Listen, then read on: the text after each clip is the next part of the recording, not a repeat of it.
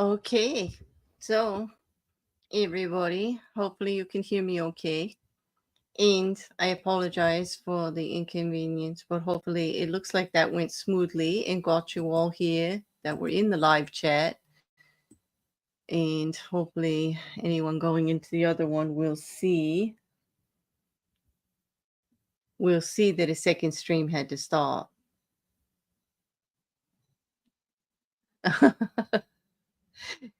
And that's funny.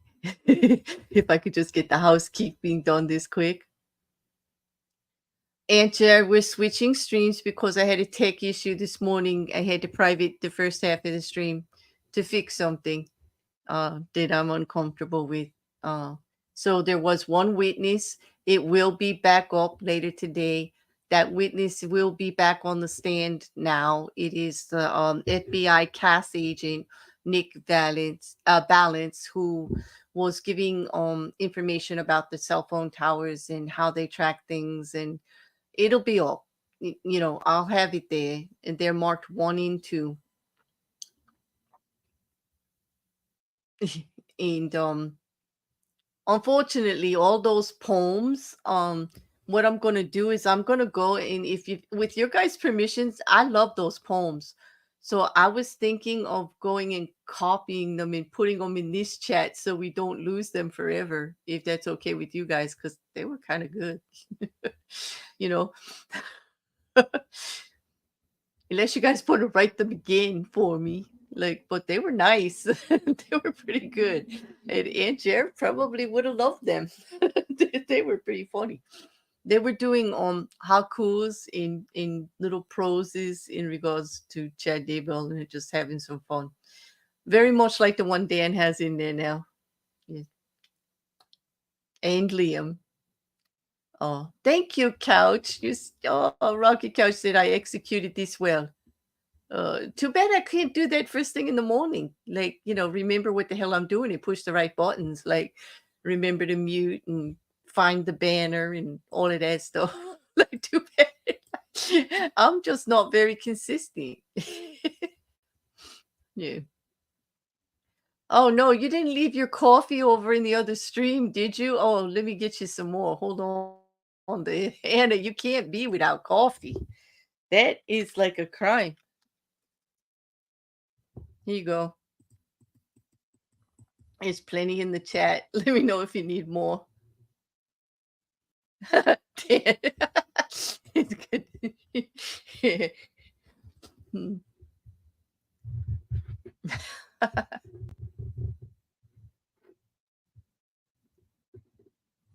Yeah.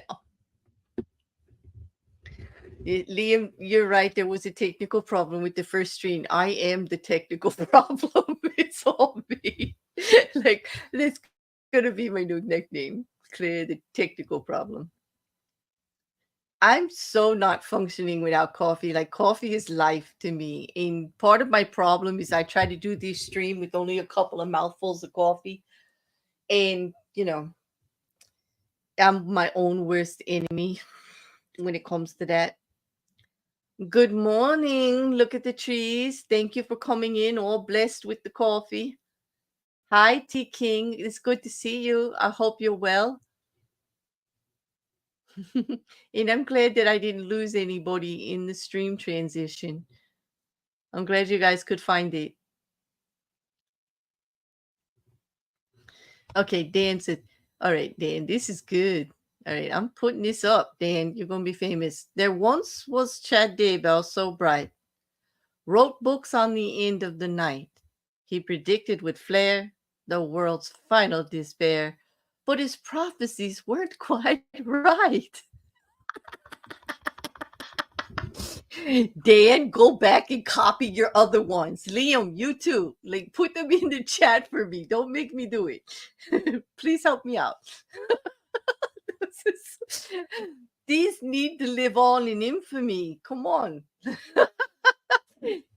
I'll read them all out loud. We will document them. Go copy them back into the chat, and I will definitely read them. I'm going to grab Liam's now. Hold on. The one he's got in here. Where is it? I'm going to be fair and read Liam's too. Let's see. Okay. I see it. Why is it not on this side? Okay. All right. Here we go. There once was a fellow called Chad, a doomsday prediction he had, with him and Lori living it up in Hawaii, but it turned out his forecast was bad. It's hard not to cackle while I'm reading it. These are good, guys. These are good. These are good. You guys are making me feel really good right now. That was really good. That is so good.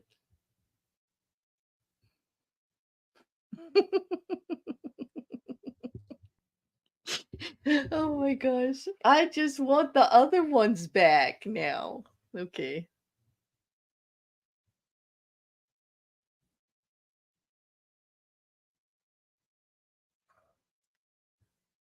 Okay. I just thought of something. I privated it. You can't get to the streams. You can't get to the chat and any other ones. Damn. I'll have to go copy them. I'll go copy them. Hold on. Give me a minute. Let me just read this one from Dan. There once was a Chad Daybell so fine, whose actions were quite hard to divine. He acted like an idiot one day and made a mistake in a major way.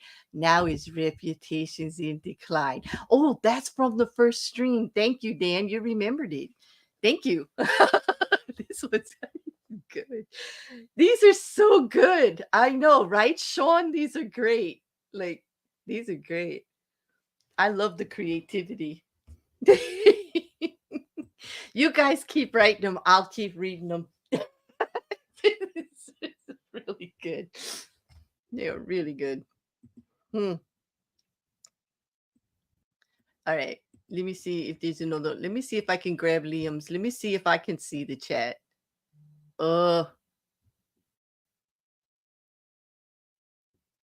damn it. It's not showing me the chat like right away. Nope. It won't show it to me. I'm sorry. I can't grab it for you, Liam.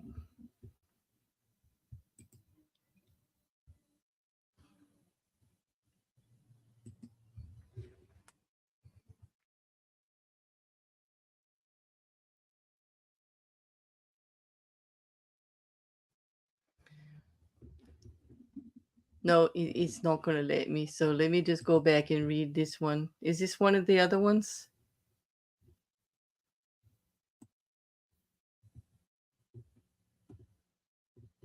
Okay, let me see. I wandered lonely as a chat that floats on a high o'er vallows and kills, when all at once I saw a crowd, a host of local police, besides the burn pit beneath the trees, digging and exposing all the bodies. Well, that's just a direct, like, that's like a chapter to his biography, his autobiography. That's like, like a chapter of it. Okay. Oh no. That's sad though. That's horrible, you know. One Chad, two Chad red, Chad blue, Chad. Okay, couch. You were just seeing if I would read it. I know this. You just typed it out to see if I would read it. Exactly, Sean. I have no idea. They are awesome, aren't they? And I'm so sad I can't get the other ones because I did actually private the stream, which means the chat disappears. Like you can't get, and then I can't even see it because private streams don't have chat. So it's like psh, vanished. Woodward's eat your bloody heart out. Exactly. Words with yeah, forget about it. You guys got it all over you. Definitely. Mm. Oh,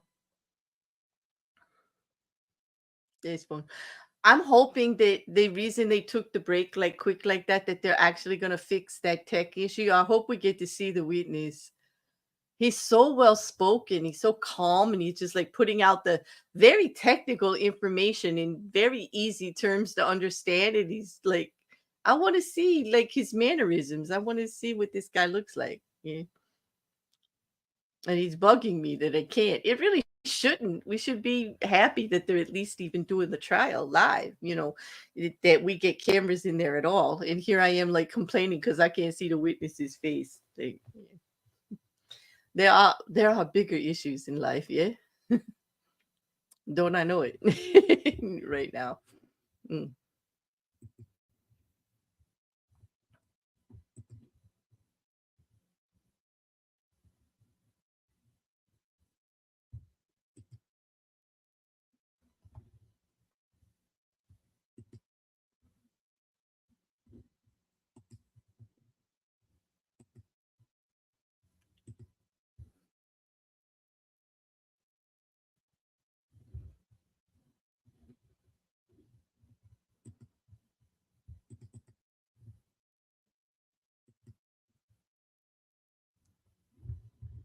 No, the other one is downloading. Hello, Mark. Oh, hi, Mark. It's good to see you. Hope you're having a lovely evening. Must be midnight or so there, yeah? It's still Monday here, and I'm having a typical Monday. Although I would say it's better than most Mondays, though. It started out rather rough, like really rough, but now it is so much better. Yeah. There's a great bunch in the chat. I cannot help but be in a good mood with all of this. I cannot. Like, did you sleep at all, Mark, or you haven't gone down yet? Did you sleep earlier? Yeah. I hope you're not like me and just like forgo it for the night. Like I gave up trying and I just like that's it. I stayed up.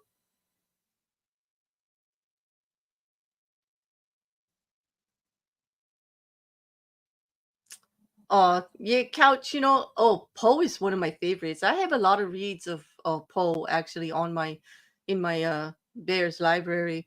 It was one of the first ones I did. That and Blake's Tiger. Yeah. Well, I did the Telltale Heart. I did it quite a few, actually. Oh, you got 3.5 hours? That's not too bad. That's pretty close to my average on trial days. It's like 4.5 maybe, and then after trial, I take a nap.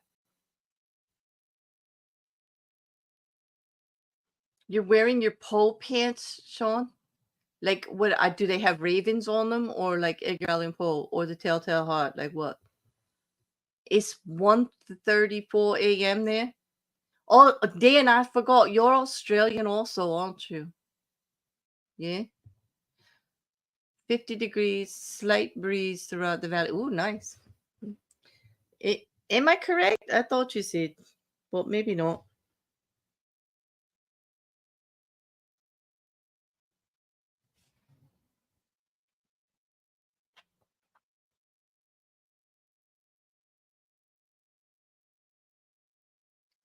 Are you serious, Mandy? Oh,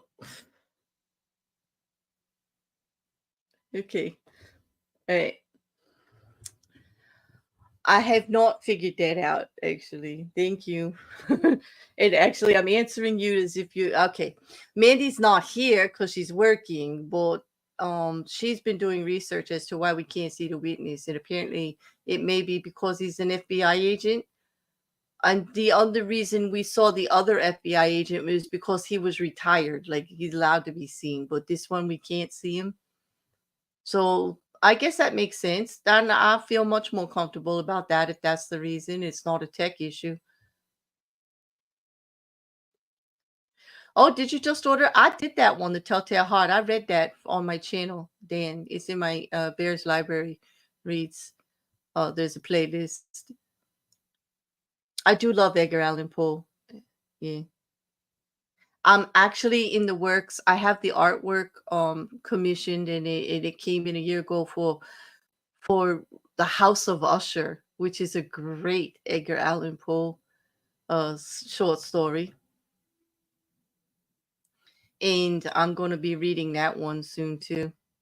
I've been having some trouble with my voice, so I've been keeping my reads to a minimum because I'm working on that project with the Hitchhiker's Guide to the Galaxy series. Oh, Douglas Adams. I wanted to bring that to YouTube. Yeah.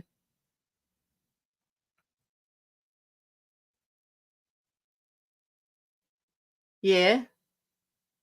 Thank you, Anna. Be the first book I read, Clearview of Post. Cool. It is. But I've been I have to do a couple of reads for those books. I mean, there's a lot of people reading for it, and it's really great. That I get to share that with everybody. But we're on book two, Restaurant at the End of the Universe. Oh, I got another one to read here.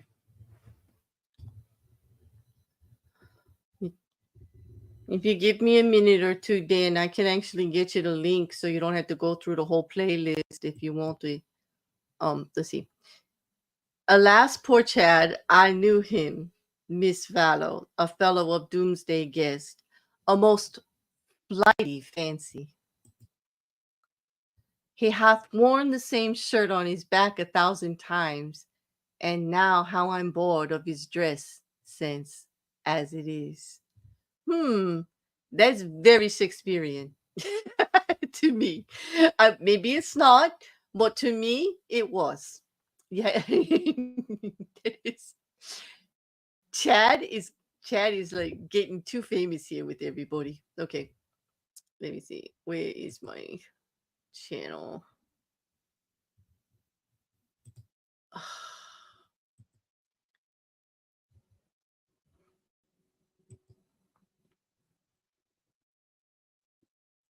Mhm.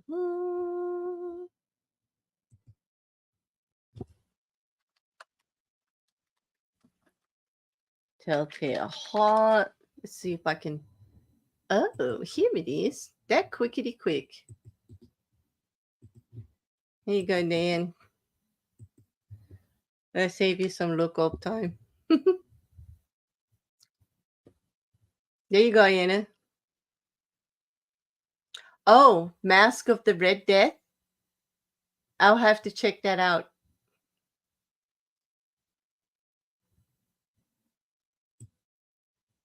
You're welcome, Dan.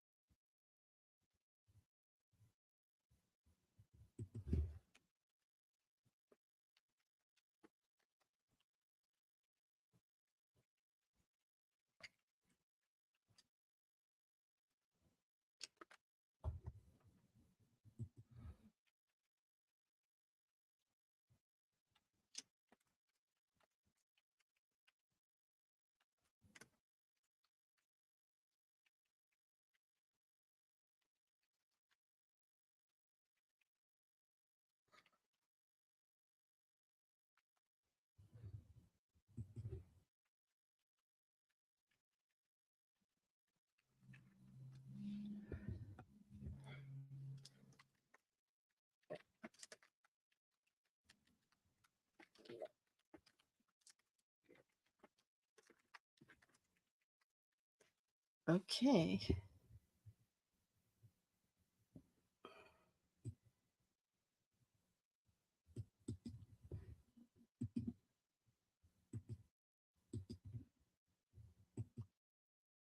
Okay, and now these.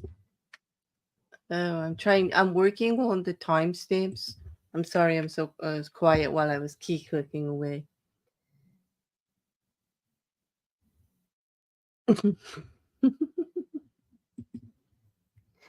Alas, poor Kilroy. I knew him backwards, the Irish Shakespeare. Yeah, very cute. Very cute. Alas, poor Yorick. Yes, very Shakespearean.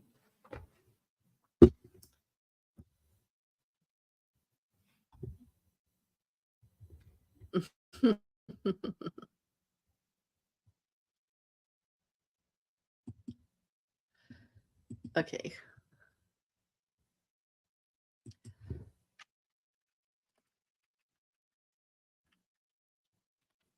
It's weird to start the stream with a 0 timestamp because, like, we just came right in to the break from the break.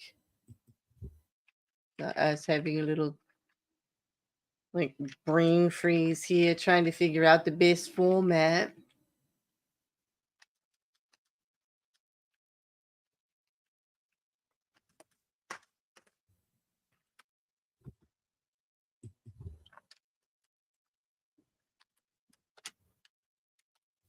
And keeping it all time stamped while we go. I do believe we're going to be continuing with State Direct of Nick Valance, the FBI CAS agent. Um, it didn't sound like he was finished. They were talking about evidence and all of that other stuff, and then they just decided to take the morning break.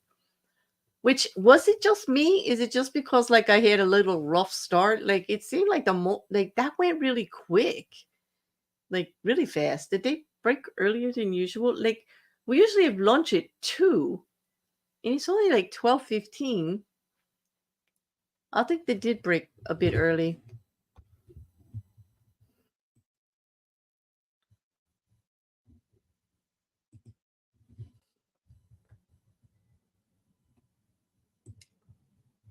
So if what they say about the FBI, because he's a current active FBI agent, not showing him, then there's no real issue with how they have the camera on the judge and the clerk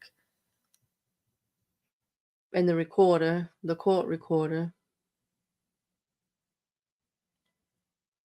Maybe, like, I don't know, but like I was messaging with our friend Mandy. She Googles like crazy, like I do, and I was Googling and she was Googling, and she said it may be because he's an FBI agent that they wouldn't be showing him because he's an active duty FBI agent. Now, we did have an FBI agent, a retired FBI agent, earlier in testimony, and I forget his name, of course, but we saw him on camera. So maybe it's because he's active. I don't know.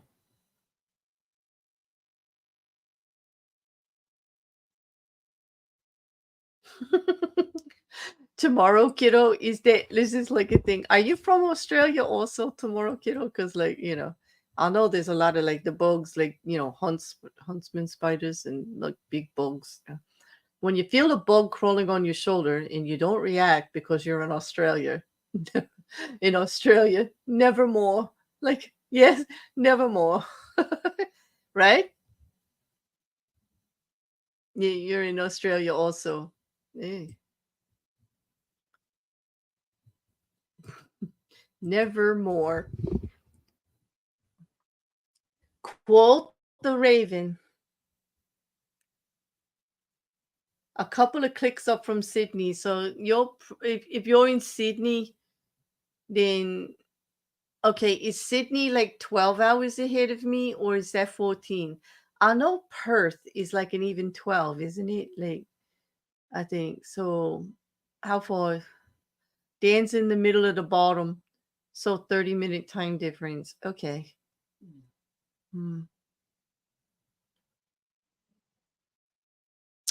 Right now, I have 12:17, just past noon, like almost 20 minutes past noon, 17 minutes past noon.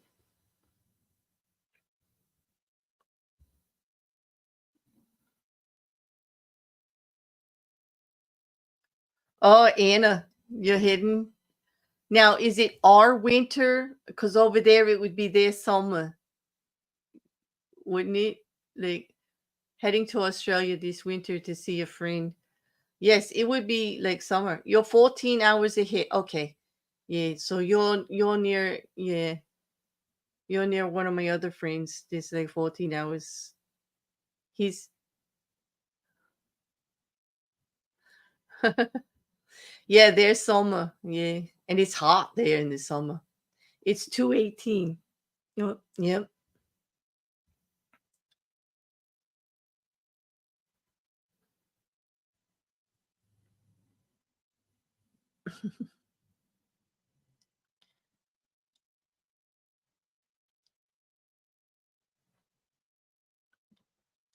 It's Florida hot. Hopefully it's not Florida crazy. Yeah. Fourth week of autumn, heading towards winter. Mm-hmm. Well, right now, aren't you yeah,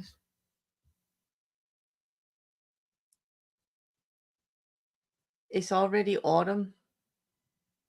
I do love autumn. It's spring here.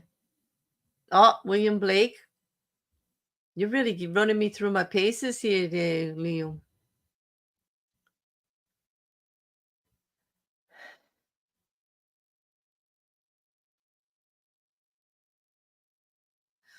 Oh wow. Oh wow. I'm going to read that one, Liam. I'm probably not going to do it justice, but I'll try. I do like some Blake. Yeah. Lori Vallow, burning bridges and asking Chad to stay the night. What immortal band you may make to fill the garden cemetery. Yikes. Oh, that's so creepy and so apropos for this trial. Yeah, spot on.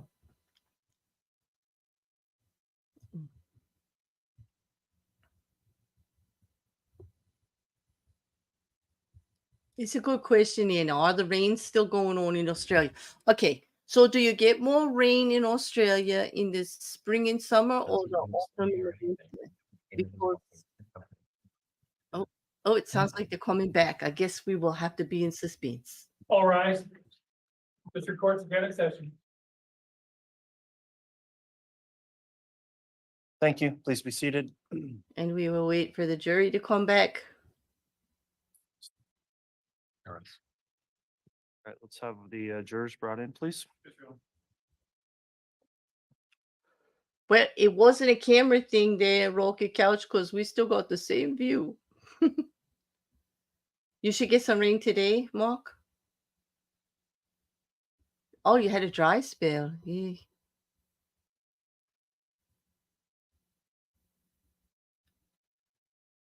Yeah, Liam, I agree with you, but he's wordy, wonderful. Like, yes, Poe is wordy, but he's wordy, wonderful. He's wordy in such a wonderful All way. right, please.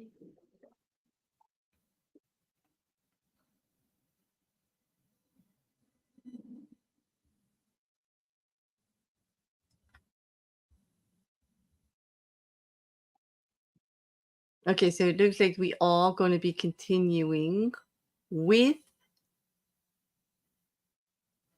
FBI agent Nick Balance from Cass. Thank you. Please be seated. Okay.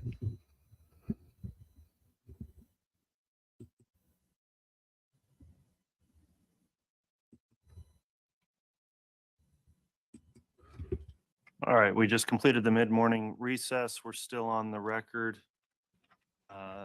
KCR 2221-1623, State of Idaho versus Chad Daybell, continuing with direct examination of Agent Balance. Mr. Wood, if you'd like to continue on direct, you may. Thank you, Your Honor, and may I continue to publish? You may.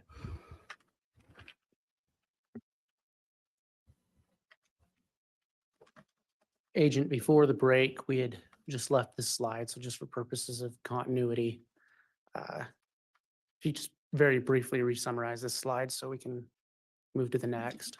Sure. This was looking at Google location history associated with a device for Alex Cox and locations in and around the Chad Daybell property between 9:21 and 10:57 in the morning.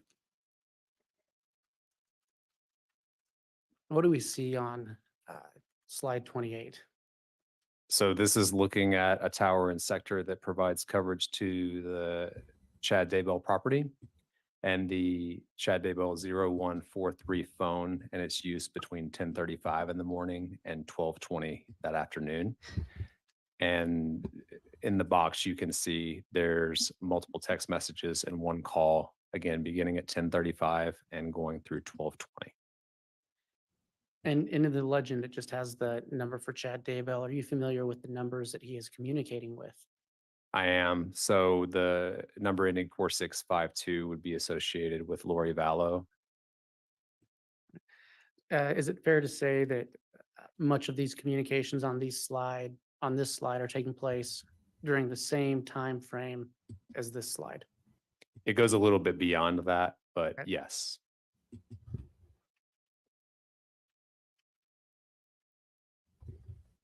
And what do we see on slide 29? So that's looking at the dominant and coverage area of the tower that was used from the previous slide, indicating that that tower does provide coverage to the Chad Daybell property.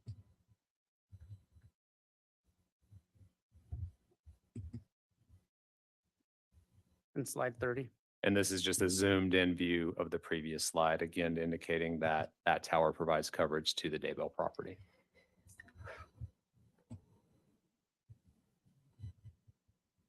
And what do we see in slide 31? So this is Google location history, again, associated with the account for Alex Cox's device. Starting at 11:42 in the morning. There are two locations reported to Google up here. One is at 11:45, 28-meter margin of error. And then one just preceded that at 11:42 with a 4-meter margin of error just north of Chad Daybell's property. And then at 11:46 and 11:47, there's two additional Google locations reported consistent with southbound travel away from Chad Daybell's property. And again, that's September 9th. Correct.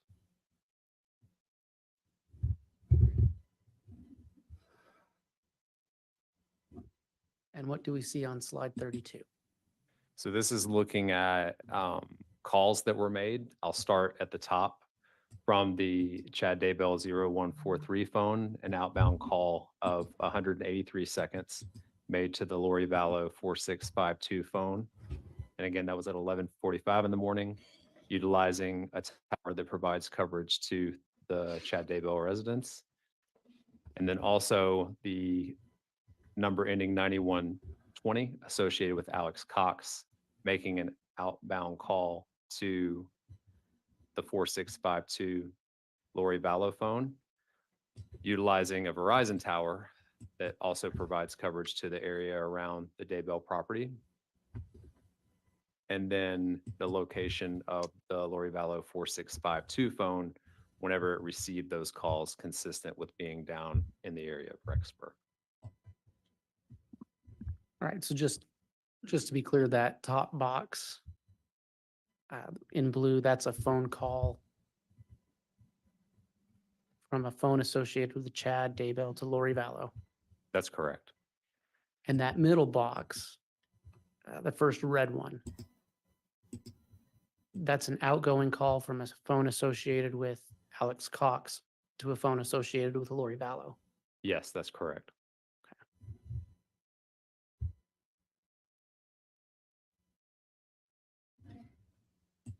And again, just for clarity, these symbols here, if you can just remind the jury, just since we came in off that break, what those describe. For sure. Those represent the specific sectors on that tower that were used. So you can see those shapes or wedges. They represent approximately 120 degrees of that piece of pie that I mentioned earlier from the circle.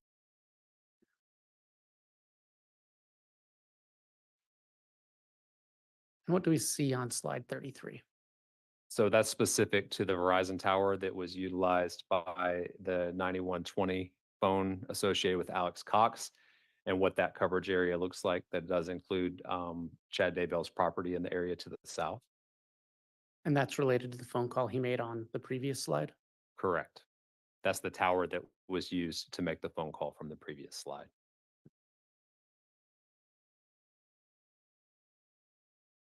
And slide 34. And again, this is just a zoomed in view of that coverage map.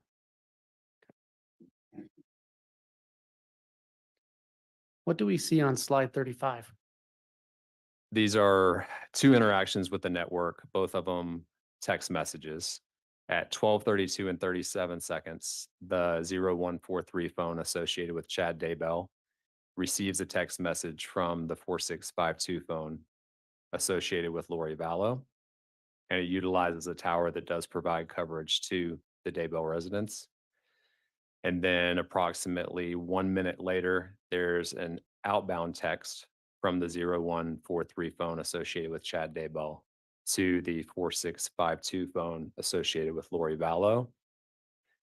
That tower, which we'll see in following slides, does also provide coverage to the Daybell residents.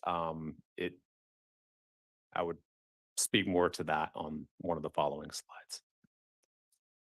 And that's where you can see the coverage map associated with that tower down in Rexburg, which does provide coverage to the north-south road that goes up towards Chad Daybell's property, but it does include the Chad Daybell property.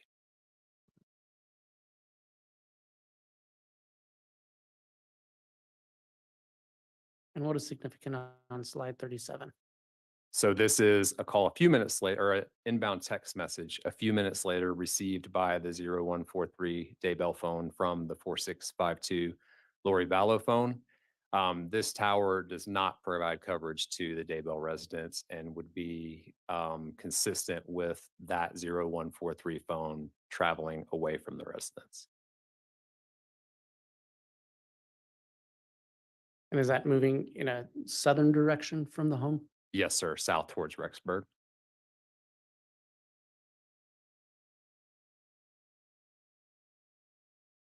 And what do we see on slide 38?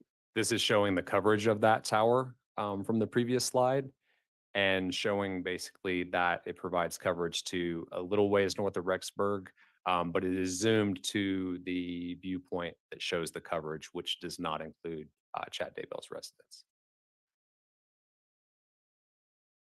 And so just to clarify, this is related to the last two slides then? No, Or- that is a separate tower. So if Okay. you go back, go back one more. And one more. Sorry, keep going.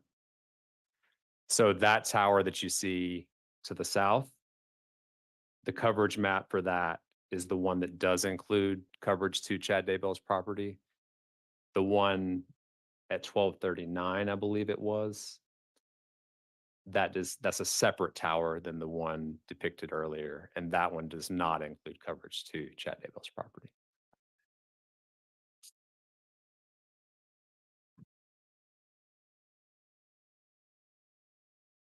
What do we see on slide 39?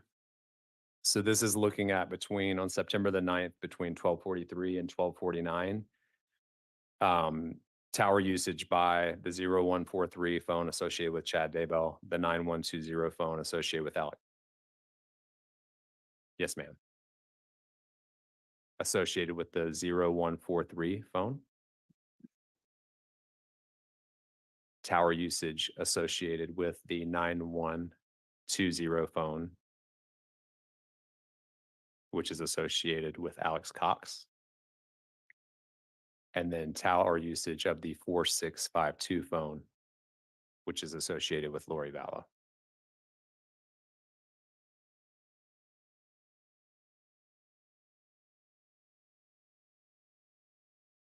And what do we see on slide 40? So this is looking at the coverage maps of the different towers that were utilized in the previous slide. And so is it fair to say that the phone the phones we were looking at in the previous slide, the 9120, the 0143 are within the Rexburg area at that time? Correct. You'll see from the drive test data that the Verizon tower that is utilized by the phones associated with Alex Cox and Lori Vallow actually do extend up pretty far north and could potentially include the Daybell property. But the tower use of the 0143 phone used by Chad Daybell is depicted in orange, which does not include Chad Daybell residence and provides coverage to the Rexburg area. Can you point that out to the jury, that area? For sure.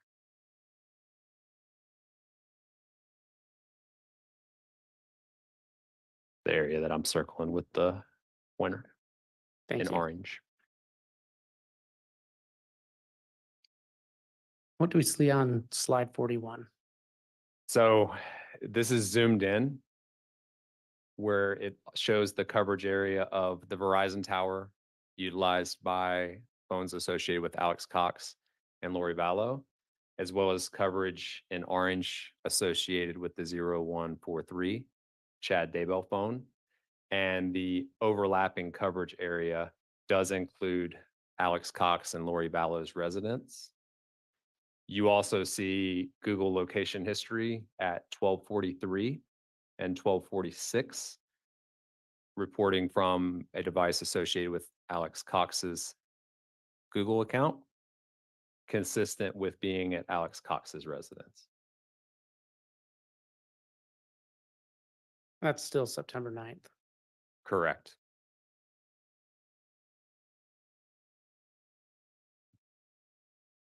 Agent Balance, were you asked to look at cellular and Google data related to on or around September 23? I was. I'm sorry, of 2019. I was. Yes, sir. And why was that? In conversation with investigators, it was determined that the last photograph of JJ Vallow alive was on September the 22nd.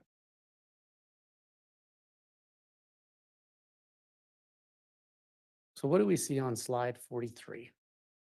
So here we're looking at September 23rd between 3:59 in the morning and 8:35 in the morning.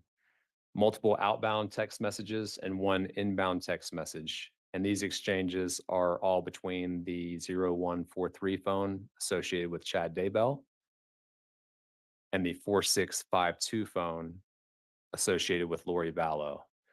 The tower and sector that was used by the 0143 phone provides coverage to the Chad Daybell residence.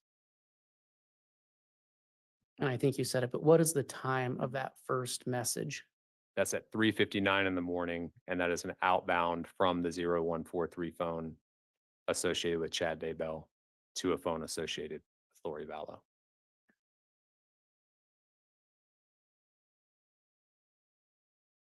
And what do we see on slide 44?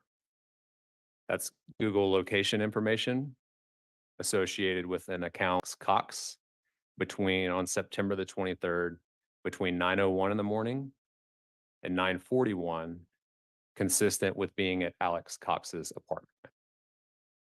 So during that approximately 40 minutes, is it fair to say that that device is relatively non-moving? Correct. All of those are repeated locations with the same margin of error.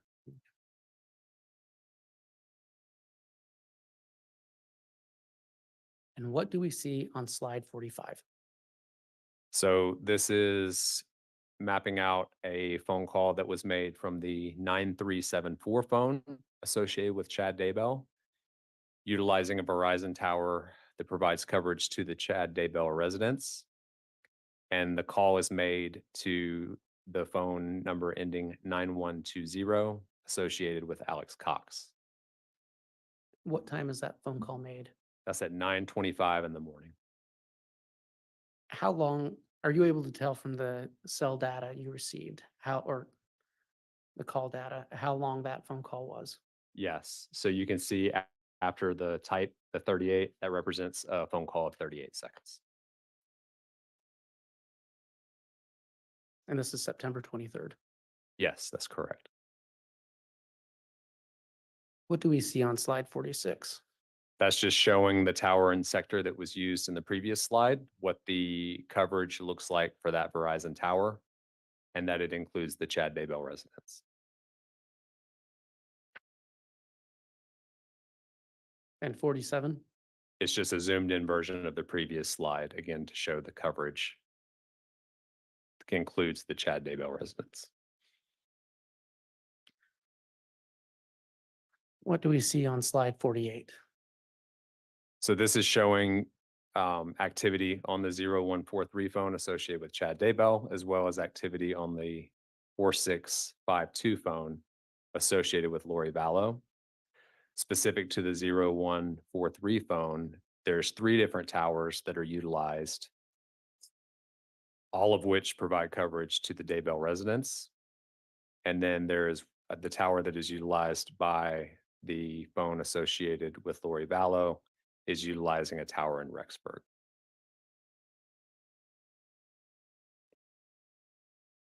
And all those communications take place between what time? 9:27 and 9:37 in the morning. On September 23rd. Yes, sir, correct.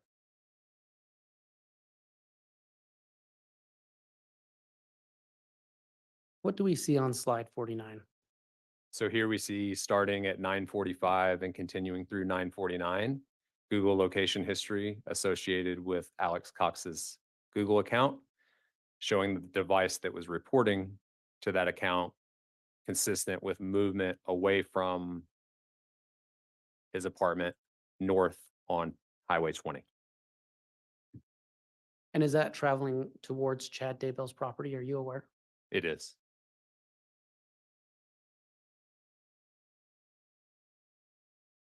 What do we see on slide 50?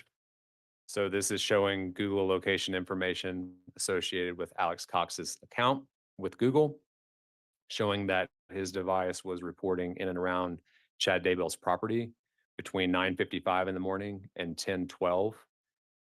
And then specifically on the top right, there are 2 locations reported via GPS. One of them is at 9:56 with a 4-meter margin of error. The other one is at 10:02 with a 3-meter margin of error, which are close in proximity to where JJ's body was found.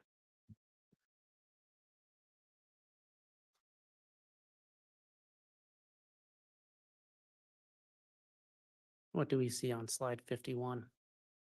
Those are the same 2 locations that I just spoke about on the previous slide. They just include the yellow margin of error to show the accuracy associated with those 2 locations.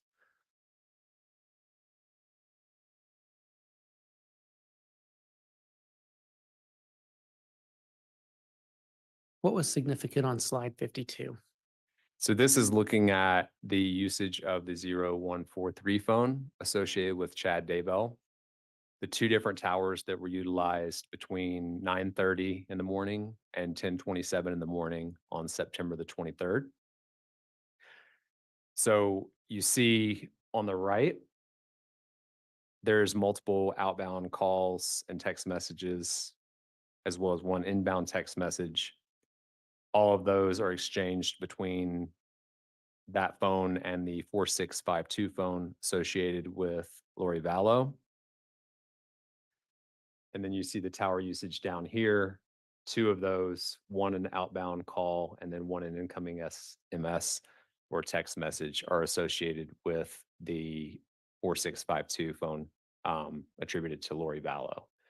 So the significance that I talked about earlier, as far as looking at whenever 2 different towers are utilized, that phone would need to either be, depending on the time, within the overlapping coverage area or in close proximity to that overlapping coverage area.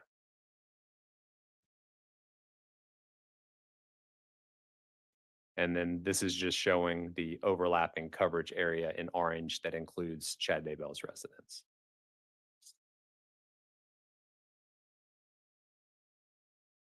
What is slide 54? And that's just a zoomed in version of the previous slide. And what do we see on slide 55?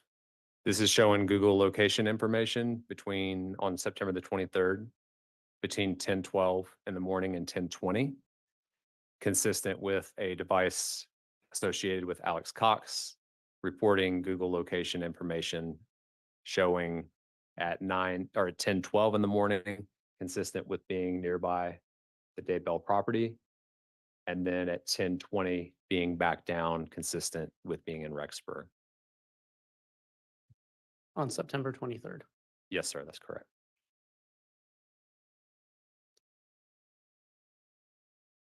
And what do we see on slide 56?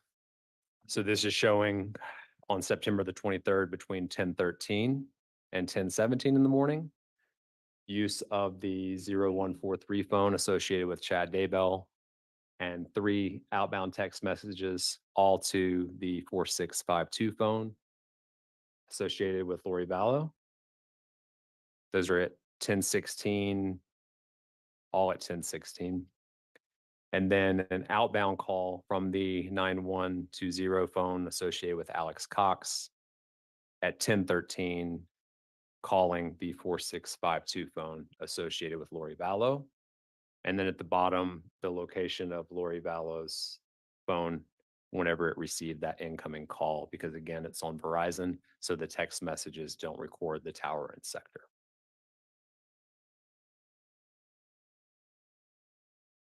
Agent, did you look at any other times where the Homer J. Maximus account showed up at or near Mr. Daybell's residence? I did.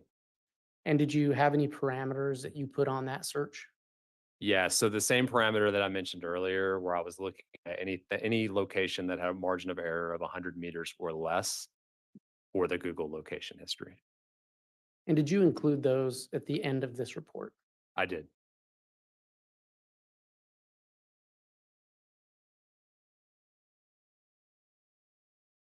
Agent, is this in relation to what we were just talking about, other times when the Homer J. Maximus account or a device associated with it shows up at or near Chad Daybell's property? Is this a summary of that? It is. It just does not include the 2 dates that we just went over. It includes other dates in addition to those. So what do we see on slide 105? So this is Google location reporting associated with Alex Cox's Gmail account for a device reporting on August 7th between 109 and 120. The locations as indicated on the map, consistent with being at the Chad Daybell property.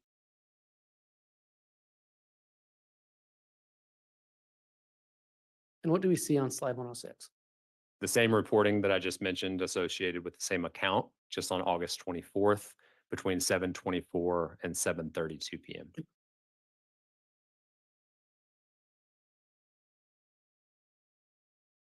And slide 107? Location information associated with the same account that I just mentioned, on September the 6th, between 12:42 and 12:54 p.m.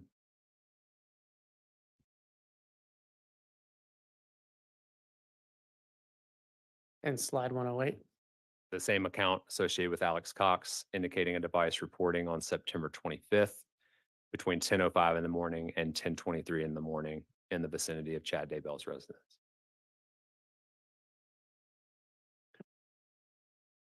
Agent, we have gone over a lot of data in terms of cell coverage and GPS, Wi-Fi hits. I just want to go back over a few slides for purposes of establishing time. Sure. I'm going to start on slide 20.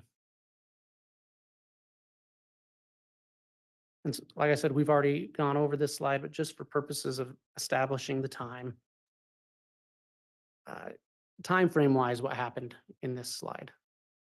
So a device associated with Alex Cox's Gmail account was reporting on September the 9th at 2:42 and 3:37 in the morning, consistent with being just west of Lori Vallow's apartment.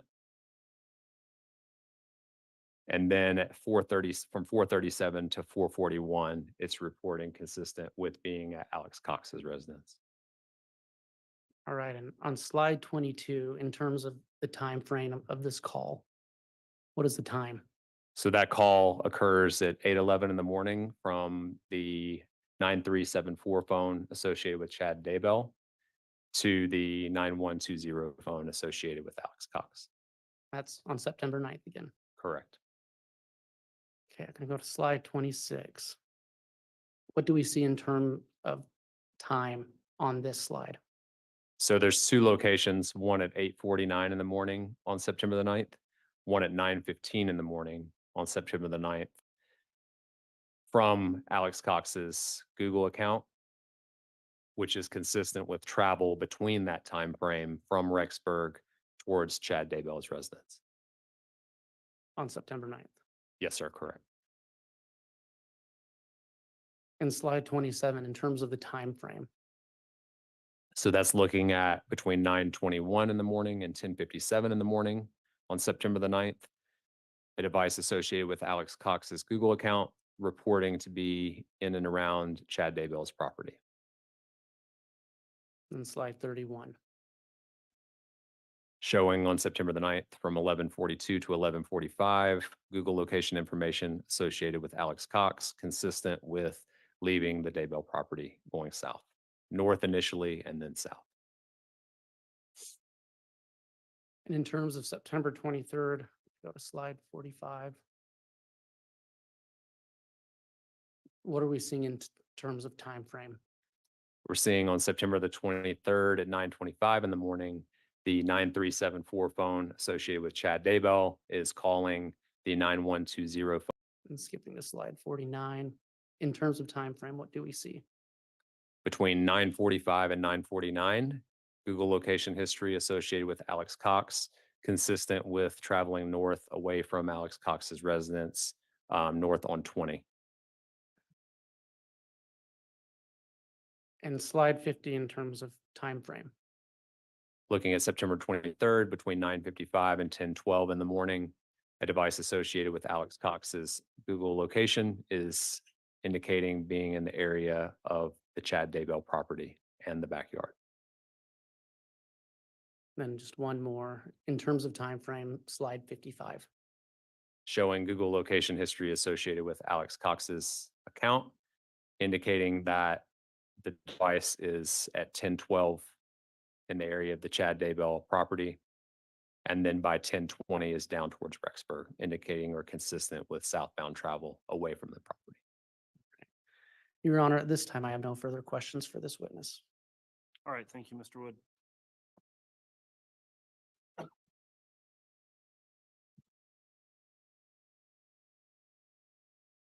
Judge, I'm going to need the exhibit to utilize the exhibit during my cross. Okay, the one we were just publishing from 156. Yes, Judge. Okay. And fair enough, I have a Mr. copy. Wood.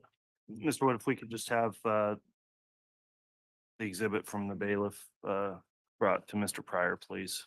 It's here on the table. Thank you.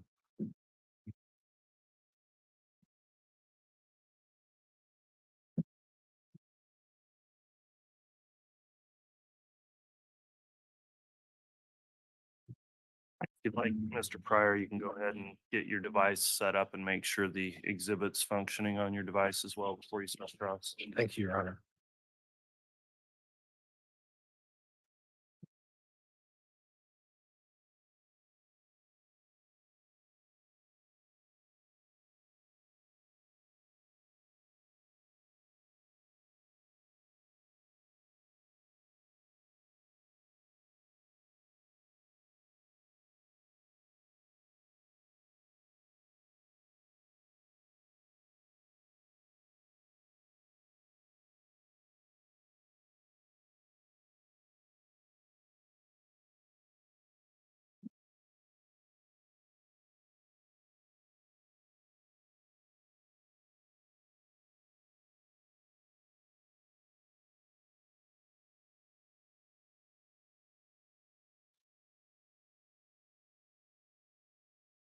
Good morning, Agent. Good morning, sir. Before we get into some of my preliminary questions, I actually just want to skirt ahead a little bit to and sort of go out of order. Are you okay with that? Absolutely. Okay. I noticed when I got your report, I reviewed your report, And what's the significance of October 9th? Do you recall? Sure. So October 9th, I believe, was associated with a report from Tammy Daybell of potentially having someone attempt to assault her. Right, that was whoever's interpretation of paintball gun potentially was involved, correct? That's what the report indicated. But there was an interaction with Tammy Daybell on that date, correct? That's what you recall? Yes, there was a report indicating there was an action that took place Okay. on that day. Now, I read your report and do you recall the approximate time that the report stemmed from the 911 call on Tammy Daybell? I don't. Would it be possible that it was about 9:30 to 10 o'clock? Does that refresh your recollection? I know it was in the evening hours, but specific time I don't. Now, based on your analysis about Alex Cox's phone, and I just want you to touch on your evaluation of that October 9th time. Can you tell me what Alex Cox's phone and where it was binging on October 9th between approximately 5:30 and 10:30 at night? Did you say binging? I'm sorry. Well, where it was locating, where it was showing location data. I need to look at my report to Do you have a refresh copy of my the report? recollection. I don't.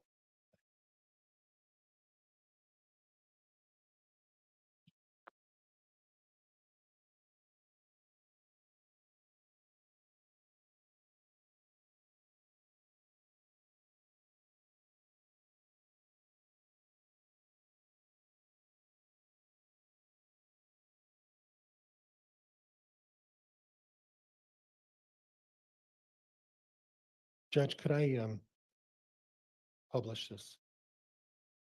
I'm not sure. Are we on the exhibit 156? We're on exhibit 156, page 80. Okay.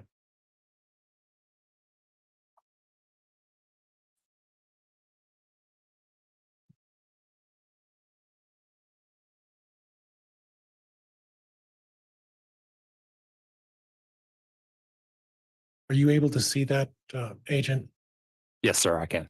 Okay, so I'm looking at the Homer J. Maximus and I'm looking at October 9th why don't you read that time for me? Yeah, so this is October the 9th between 5:16 PM and 11:53 PM, showing Google location history associated with Alex Cox's device. Okay, and that's on October 9th, is that correct?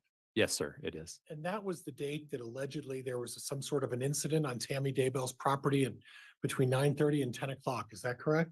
My understanding was the evening hours, but I Okay, think that would encompass it. so Mr. according to Pryor, this, I need to have you talking to the microphone to keep our record for FTR. I'm sorry, Judge, and according to your data, it appears that the phone associated with Alex Cox from the Homer J. Maximus account puts Alex Cox where between 5:16 PM and 11:53 PM? So it puts the device at Alex Cox's residence. It Your puts- Honor, may I ask for and I apologize to interrupt, but may I ask for just a brief sidebar? Yes.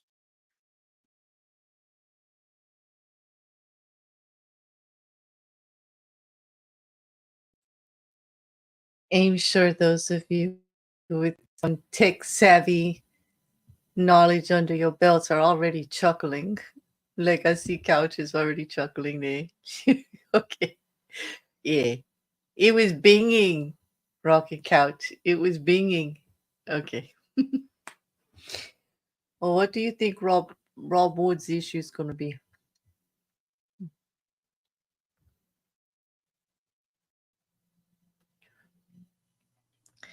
I notice how John Pryor, and rightly so as the defense, he's got to do the best for Chad Daybell that he can. So he's going to skip right over all of that association of the Alex Cox, Lori Vallow, and Chad Daybell cell phones for days on days on days on days on days and minutes all over the place. All that content which John Pryor has been laying the foundation.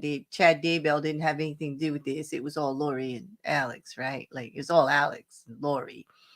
There's a lot of contact going on, but let's skip all of that and let's get to Tammy Daybell and talk about like whether or not they really meant to to shoot Chad instead, because Chad could have been the one driving the vehicle, even though the paintball gun, whatever, assault, whatever the threatening device was, it was pointed right at Tammy outside the vehicle, standing in front of her. Could quite well tell that it was not Chad Daybell. But I digress. Like, I mean, is that where he's going? And maybe that's what Rob Wood is bringing up. Hmm. I wonder. He's persistent. Hmm. All right, you can continue with cross, Mr. Pryor. So again, officer, and the display is not up anymore, I guess. We're looking at 5:16 PM to Hold on. 11. Let's get that up. Sorry to interrupt, Mr. Pryor. We'll make okay. sure we got the, okay. So Alex Cox's phone, and tell me, what is the proper term? It's showing a location data on October 9th between 5:16 PM and 11:53 PM. Is that what that reads? Yes, correct. And that's on October 9th, right? Yes, sir. Okay. Now, and we can take that down, Judge.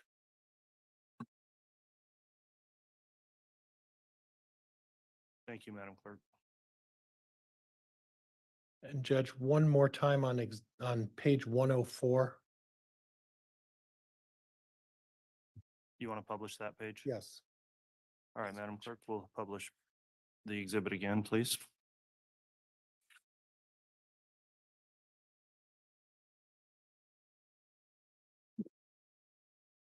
So other than the references to September 9th and September 23rd, correct?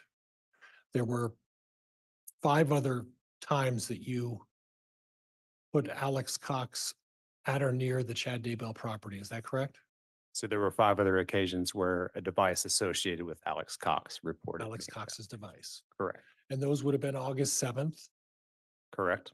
And that was for about 11 minutes, right? Yes, sir. And then August 24th for 8 minutes. Yes, sir. September 6th, 3 days before the 9th, and he was there for about 10 minutes, right? 9 minutes, sir. 9 minutes, I'm sorry. My math is probably not as good as yours. September 25th, 2 days after the 23rd, he was there for 18 minutes, right? Yeah, and I'll back up. Your math is actually better than mine because that would have been 11 minutes. 11 on minutes. We're September both 6th. wrong. Indeed. And then October 15th. So now, when I read your report, your contact was limited to 100 meters. Is that correct? Yeah, my analysis was based on margins of error that were less, 100 meters or less, 300 feet. approximately. So that does not include if Alex Cox drove by a number of times, right? It could, because if that device had that 100 meters or less and it went by on the street beside the residence, it would have been included in there. Okay. And but if he was he was more than 100 meters away, it doesn't include, these figures aren't included in that. Is that correct? So if the device was more than 100 meters in error, then it wouldn't include it. Right. So as long as that 100 meters, that circle that I showed earlier with yellow, as long as it touched the Daybell property, that's when it was included. Okay, and Judge, we can take this one down.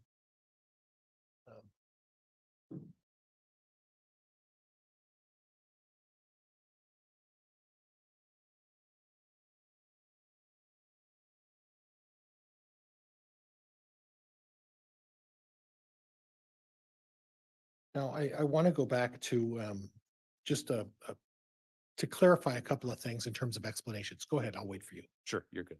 Oh, do you need some water? You're good. Okay. What's the difference between a tower and a cell site?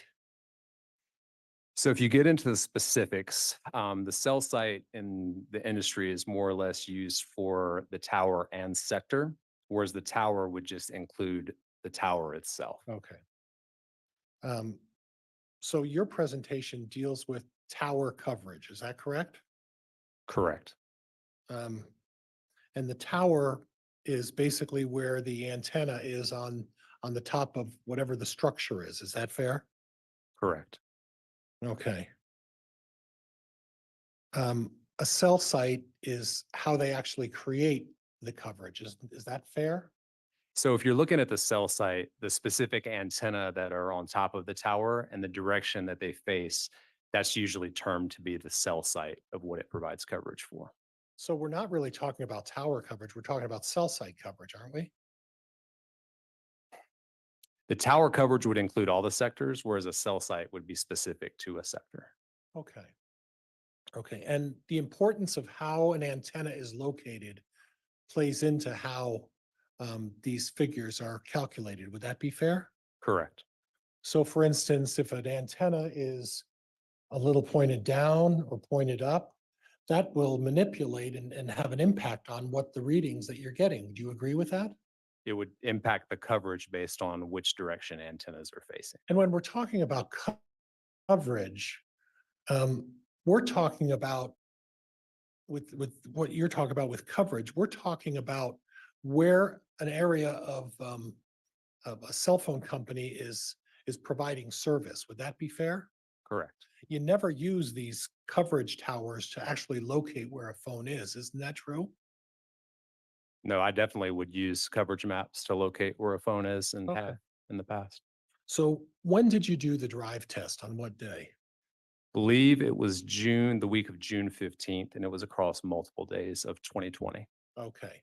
So in 2019, particularly in September, that was a significant amount of time later, correct? It's about 9 months after. Right. And we have no assurance that the antennas or the coverage or the engineers made any adjustments or changes, do we? We do. So I looked at the tower lists that were provided from AT&T and Verizon for Okay. September of 2019. And then I compared those with the tower lists from June of 2020. And I didn't see anything in any of the towers used in this report that would significantly impact what the coverage would have been or changed. Significantly impact? Correct.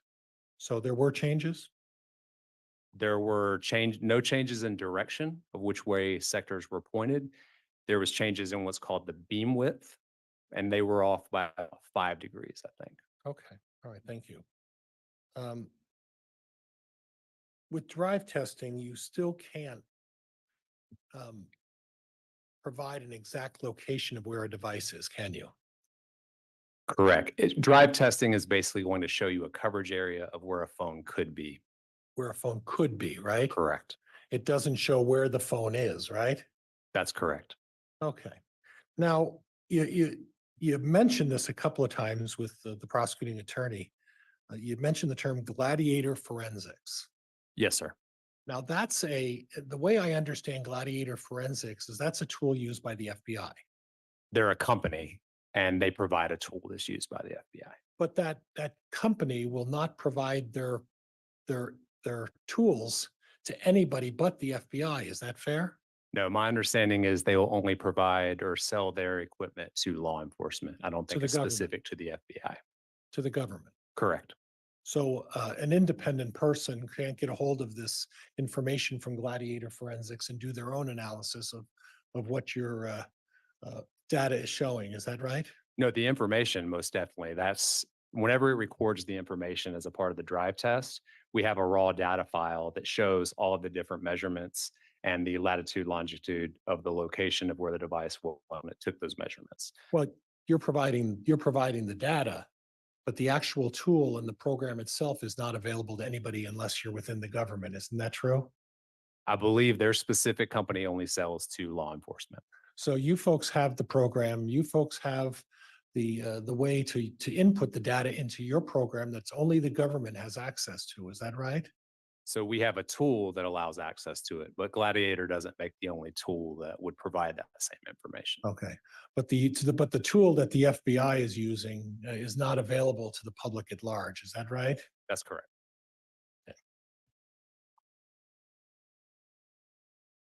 To your knowledge, has anybody ever done any independent testing outside government to prove that this tool that you're using is working properly? Yeah, so we actually send that device off to the company that manufactures the sensors, Roge and Swartz, and they calibrate that system. But then again, that's not available to the average citizen out there, correct? It is. The sensors by Roge and Swartz are sold to the general public.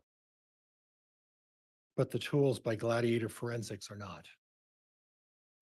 So when you say tools, basically like the components of the device, yes, they are. But as packaged by Gladiator, that is not available to the public. Okay.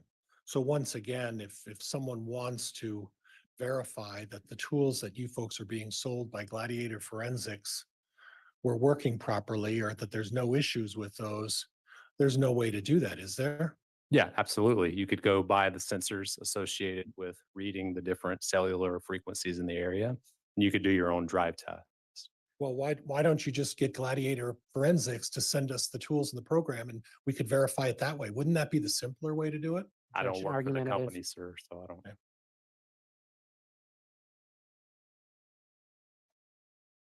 I said objection argumentative. Well, it came and went quickly. Mr. Pryor and Mr. Balance, please don't talk at the same time as each other. Now, the most accurate location data would actually come from the device itself. Would that be fair? Can you clarify what you mean? If you were looking at location data for a device, the best way to determine the location data is to actually have the device itself, right? I would say it could aid, but I wouldn't necessarily say it would be the best because it depends on the settings of the actual device. Okay.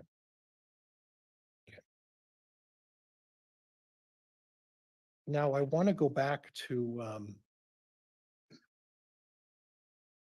Exhibit 51 if we could. And Judge, if we could put that up there. Yes, we'll ask the clerk to do that, please.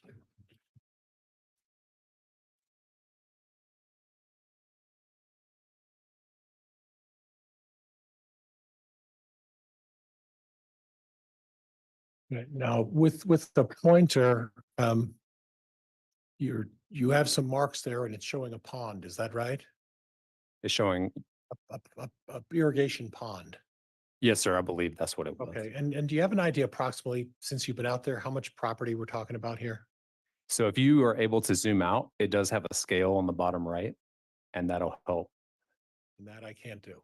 Okay. So in what I'm looking at on the map, there's a road that runs, I believe, north and south. Is that right? Talking there. about this here, sir? Yep. Yes, sir. And then initially you would put on the road running north and south, you'd put Alex Cox's car over at the top there somewhere. Is that right? I believe that was associated with September the 9th. Okay. And then down below, there's a road that runs east-west. Yes, sir. Okay, and then a little ways from the intersection of the north, south, east, west, it looks like a long driveway. Could you touch on that for me? So are you talking over here? No, I'm talking a little further right there. Yes, sir. And that's a driveway that goes into the property, correct? I believe so. Okay. It's been a while since I've been at the property. Okay, and then can you point where the location of the fire pit is?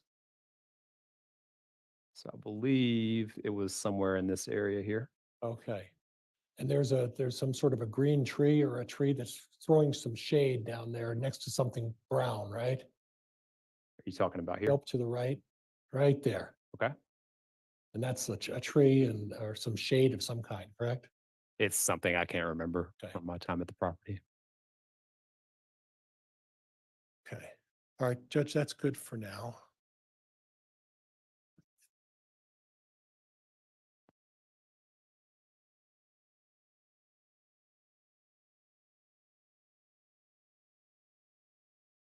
Now I want to go back to, I believe it was slide 20.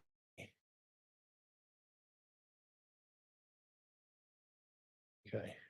And Judge, if we could have slide 20 put up there. All right, slide 20 of exhibit 156. We'll get the exhibit up. You can locate the slide.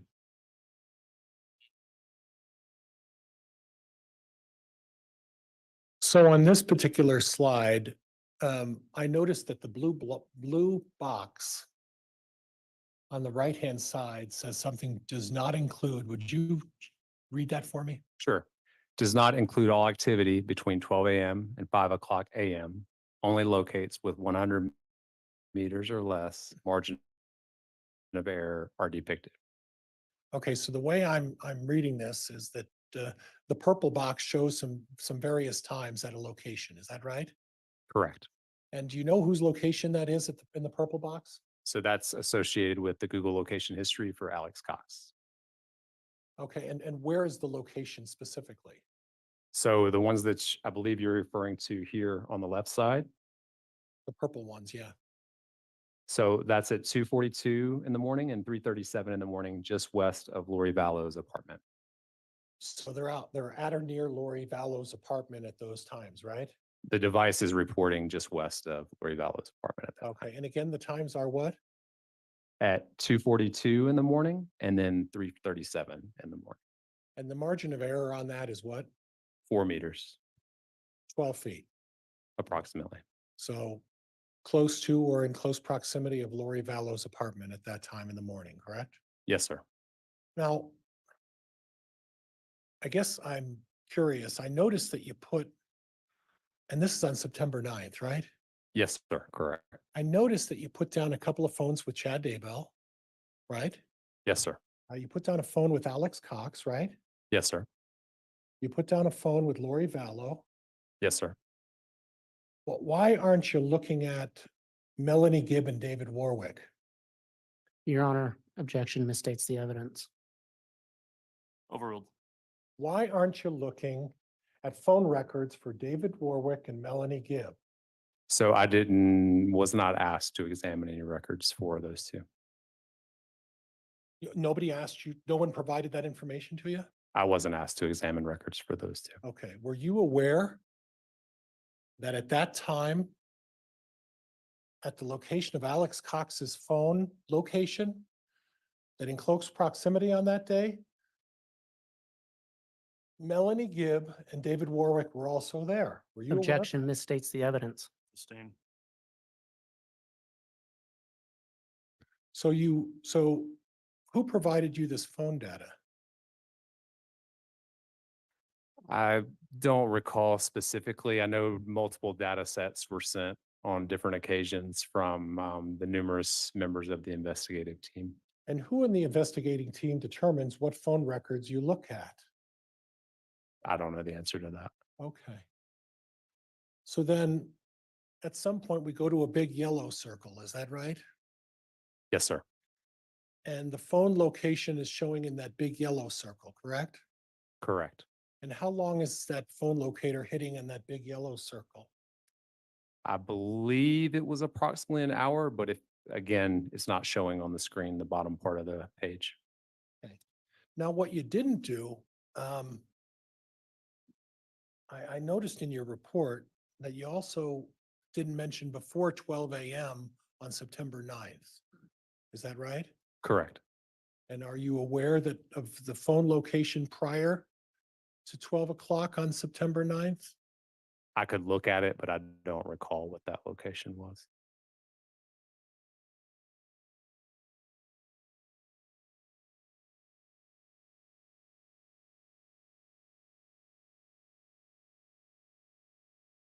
Now, you didn't have, oops, I'm sorry, Judge, I bumped that and we can take that down.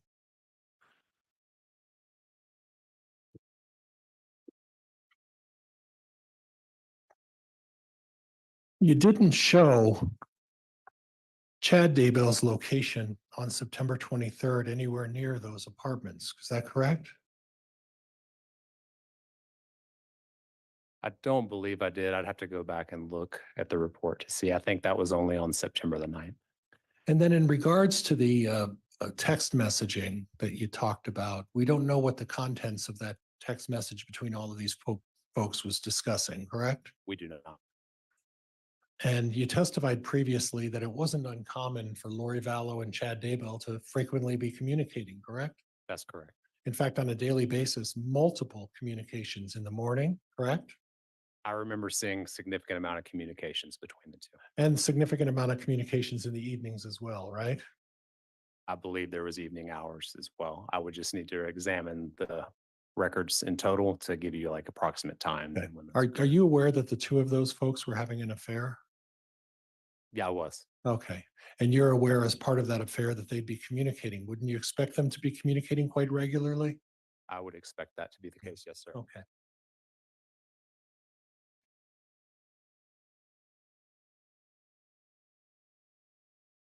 On those days that you talked about with Alex Cox being at the property on September 6th, September 25th, October 15th, did you happen to notice where Chad Daybell was on those days?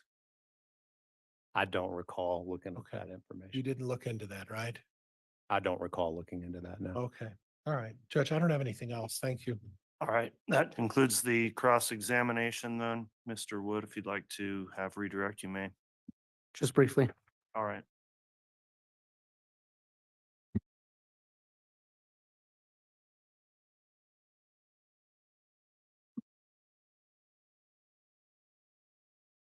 All right, we'll have Exhibit 156 returned to the clerk, please. Thank you, Mr. Bailiff. Thank you. May I proceed, Your Honor? You may. Thank you. Agent, you were asked by defense counsel about your margin of error. Yes, sir. I was. And I think we kind of went over that a little bit earlier, but can you again describe for the jury why you used 100 meters margin of error? Sure. So typically with Google locations, like I mentioned, you can see margin of error all the way from 3 meters all the way up to thousands of meters. And so if there's a specific date and time that I'm looking at, I find it to be much more precise to look at those 100 meters or less, because it gives me a good indicator of where that phone was at that particular time. Now, with that, it's reporting from a cell phone. So when you start getting into larger margin of error, I also have records associated with that phone that can aid in mapping where that phone was as well. So again, it's just a matter of being as precise as possible whenever I'm conducting analysis. So if you increase that margin of error, is that literally increasing the geographical leading. location? Excuse me, what was that? Objection leading. Sustained. Okay.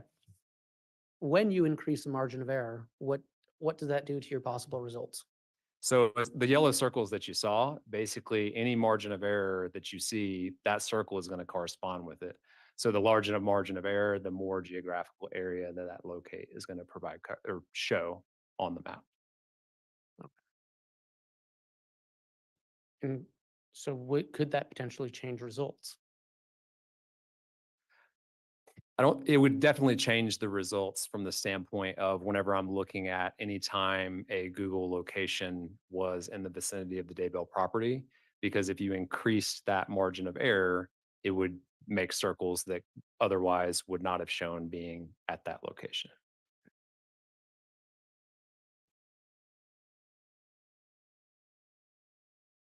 You were asked about your drive test Yes, sir.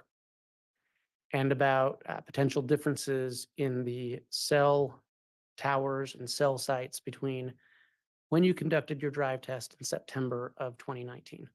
Yes, sir. Judge, And I think you- there's objection. I think there's a mischaracterization. I'm not sure, but I think he said drive test in September of 2019. Is that what Mr. Wood said? There was a reference to September 2019 drive test. Let me rephrase that. Thank you, Mr. Wood. So you did your drive test. When did you do your drive test? That was in June of 2020, And the events we're talking about took place when?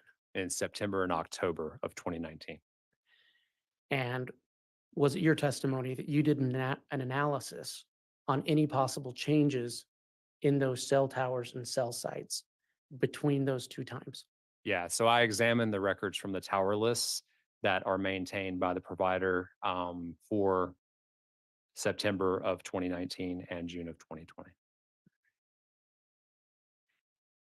And was there anything in your analysis that led you to be less confident in the results of your drive test? No. You were asked about the Gladiator system or the GAR, Yes, sir. and your testimony was that the GAR is provided only to law enforcement. So it's available for purchase by law enforcement. But it's made up of components, Yes, sir. Correct. and those components are available to the civilian market. Yes, the primary components that are taking the measurements are available to anyone to purchase. And is the government the only entity that does drive testing? No. So do civilian companies do drive testing? Yes. All right. And you spoke about a raw data file that you produced. Yes, sir. So could a civilian take that and verify, or at least map out what you did and verify it against your results?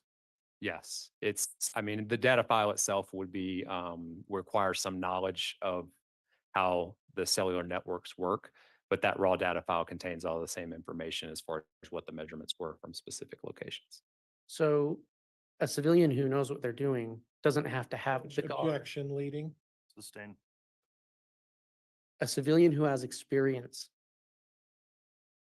in drive testing, would they have to have the GAR to verify your results?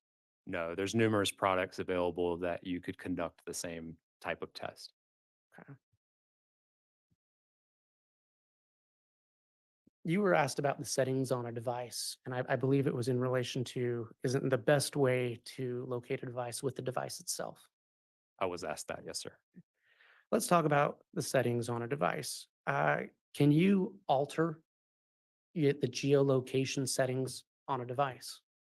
So on a device, there's multiple ways that location information could be stored.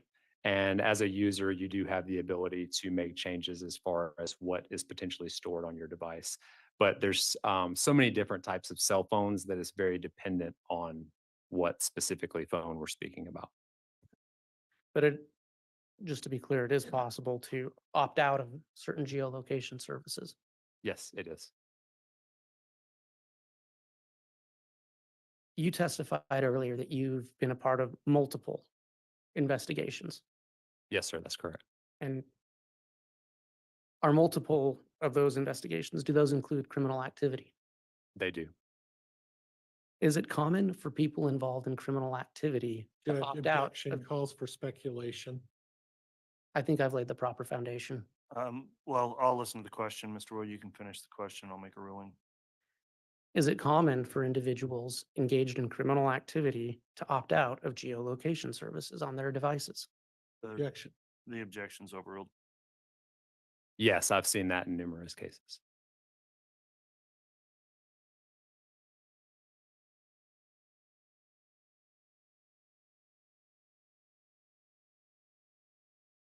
Your Honor, I have no further questions today. I would note that we do intend to bring Agent Balance back.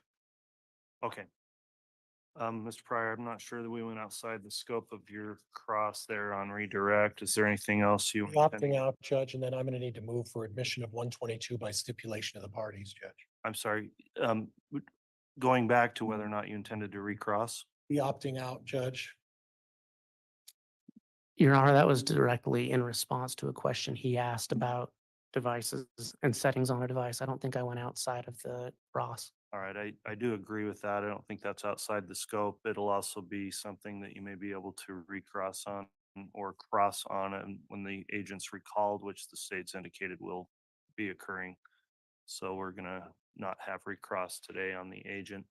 That will then conclude the testimony of Agent Balance. The court's advised that you will be returning potentially for further testimony. Because of that, you're still subject to the exclusionary rule, meaning you're not allowed to view trial court testimony that's taking place. And I'll be asking you about that again before you take the stand. If you were to do that, you may be prohibited from further testimony or sanctioned by the court. So with that in mind, that will complete the testimony for today of this witness. You may go ahead and step down from the witness stand. Thank you. And Your Honor, I previously mentioned Exhibit 122 that I failed to bring that up on my cross.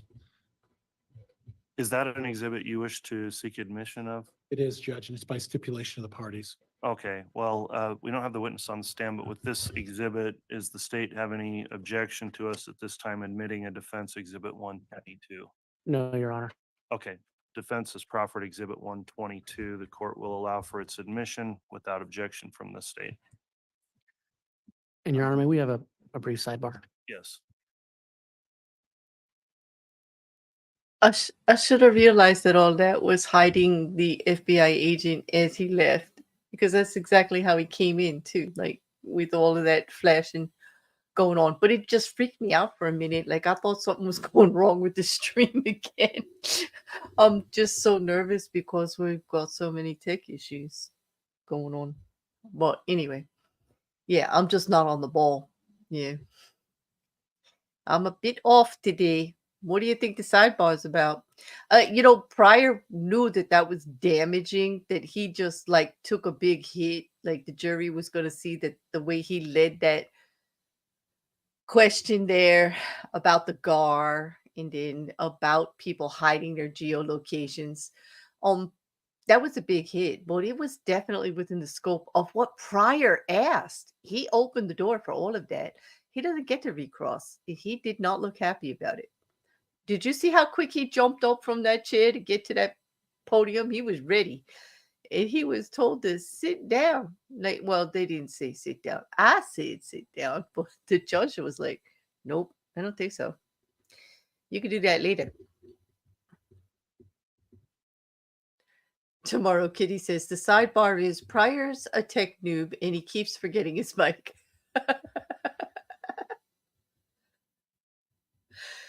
Yeah, the Mission Impossible music. I could hear it, Liam. I can't. And I feel bad kind of making fun of Pryor so much. I mean, he is like really pulling it out for Chad. He really is. I mean, I could see that he has made some headway with the jury. He has like put some doubt there, but like not everybody.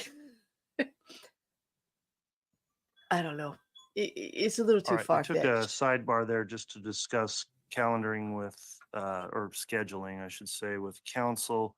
And there also may be a matter we need to take up outside the jury's presence. So what we're going to do is break a little early, early today for lunch. We're going to take the noon break at this time at 11:30, and we'll intend to come back on at 12:45 with additional testimony. So we'll take a slightly longer lunch as well, starting now. Ladies and gentlemen of the juries, I've told you repeatedly, but we'll keep trying to remind myself to tell you, please don't discuss the case or the evidence amongst yourselves or with anyone else while we're on break. We'll return back at 12:45 for additional testimony from a new witness from the state, and we'll be in recess till then. All right, please. Okay, so there's going to be an hour and 15-minute break. Now, I'm not going to sit up here, as you know, and talk for an hour and 15, but I am going to stay for a few minutes because, like, that was lit. Okay, that was pretty good. Mandy, I agree with you. Like she said, I am still a little bit behind. Pryor is trying so hard to get one of the FBI agents, and he keeps missing, and it's making my morning. Oh, yeah. And did you have you got to the Melanie Gibb and David Warnick reference yet? Like he tried to drag them in there too. Yeah. So much. Yeah. I know. Tomorrow, Kitty. That's a big break. You'll be asleep by the time they're back. Yeah, probably, but thankfully for I will timestamp the video so that you can catch up on testimony if you want when you wake up. You can go right to whatever you are missing. Okay. But on that, this is like crazy. I don't know. Tea spilling first. Oh, yeah. So going back, Rocket Cow says, going back through the bingo squares, we have tinfoil hat, pebcac error, hypocrisy, swing and a miss with bingo overflow. Yes, there was a lot of swing and a misses because he was trying to get that agent. That agent was correcting him. He's like, nope, nope, nope, that's not it. And probably at least a few others I've missed. I'm telling you, I only have 2. Like, I looked at my bingo card. I only have 2. And that's just on Pryor's Cross. Yeah, he's bountiful. Exactly, Mandy. Like, she says, what is the questioning of the FBI tool? He's like, exactly. And I just think that Rob Wood did such a great just a great job on redirect to just squash what little headway they Pryor may have made with the jury. I do believe that he actually did pull that. You got here for lunch. Juju, you can't watch the beginning of the testimony because I privated the stream. You can watch the continuation with the same witness of the direct, but I will tell you that there's a good 20-30 minutes missing of it. That will be up later tonight. But it is worth watching. The beginning was just explaining cell towers and how they gather the documentation. And I can, well, it's going to be up later tonight. It is. I need to actually be off streaming to edit. Yeah, at least the cross is worth it if you want to laugh at Pryor. It is time stamped. You can go right there. But we came on to this second stream after the first break, which happened pretty quickly. Okay, and you won't see the witness in the stand because he's an active special agent with the FBI in the CAS department, which deals with cellular data and all of that, yeah, Juju, it's been a morning. It's been a tech nightmare. Like I didn't think I could make any more blunders worse than I did in the beginning at the end of last week, but like I did. I totally did. But yeah, it is what it is, and I'll just fix it and carry on. Anyway. Yes, Anna, I agree. It was very arrogant to tell the FBI what he should have done or how he should have conducted his job. Absolutely. Juju, thank you. I am going to blame the solar flares because I need to blame somebody. Like, I just cannot get it together. Stuff just keeps happening and it's so ridiculously silly, like stuff I should know better. Like, seriously. I mean, I was actually able to create and redirect a stream in minutes, in seconds, and it went impeccably. And all the information is there and everything's just fine. And yet there's the simplest things I can't get right these days. I don't know what's going on with me. Solar bears, yeah. Solar bear tears is what I got, Liam. I'm telling you. I'm telling you.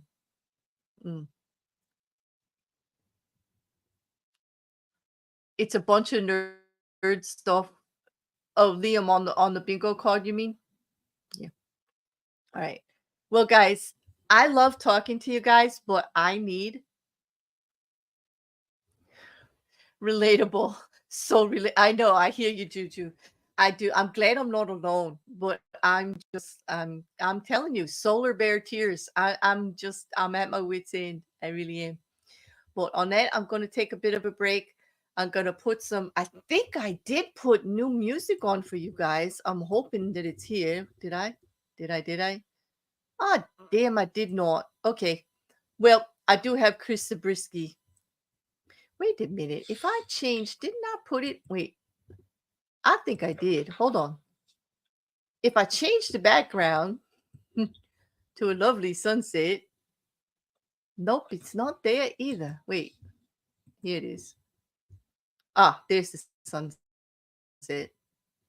I do have some different music for you. Here we go. Unicorn Kids. I'll be back in a little bit, guys. I will put the stream up to show that we are still on break.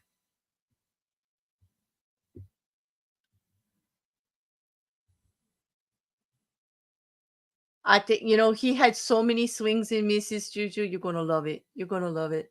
All right, I'll be back in a little bit, guys.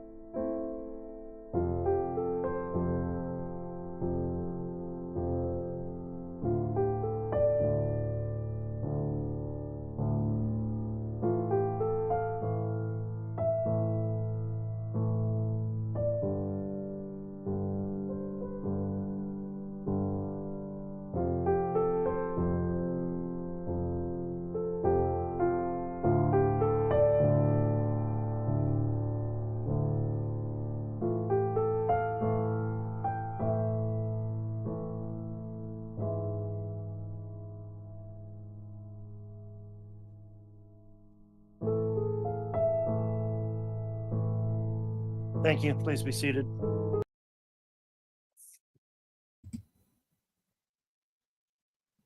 And we are back.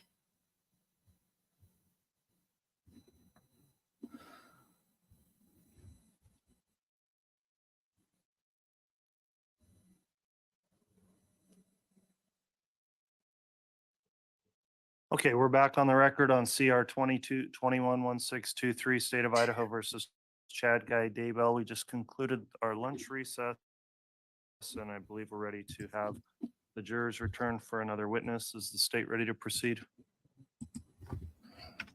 We are, Your Honor. All right, is the defense ready to proceed? Yes, Your Honor. All right, thank you, counsel. We'll go ahead and have the jurors brought back, please.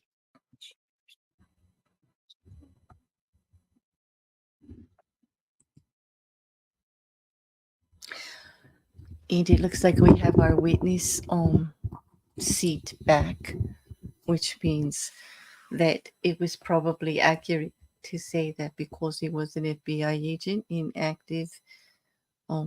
active special agent, as to why we did not see the witness seat prior.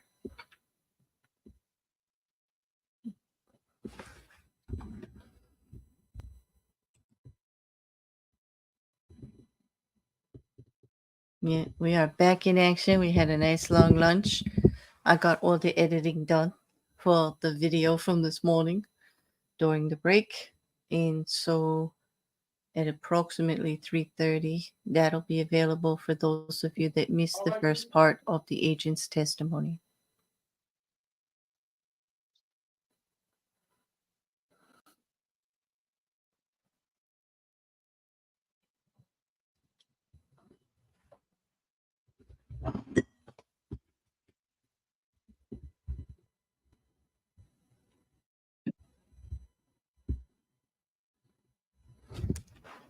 All right, thank you. Please be seated.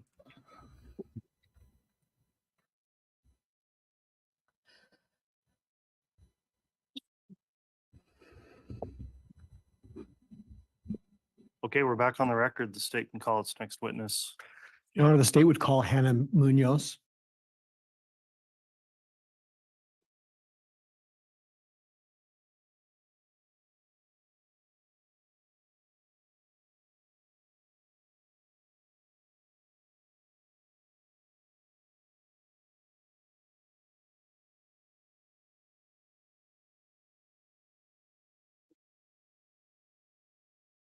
Swear or affirm the testimony you're about to give will be the truth, the whole truth, and nothing but the truth.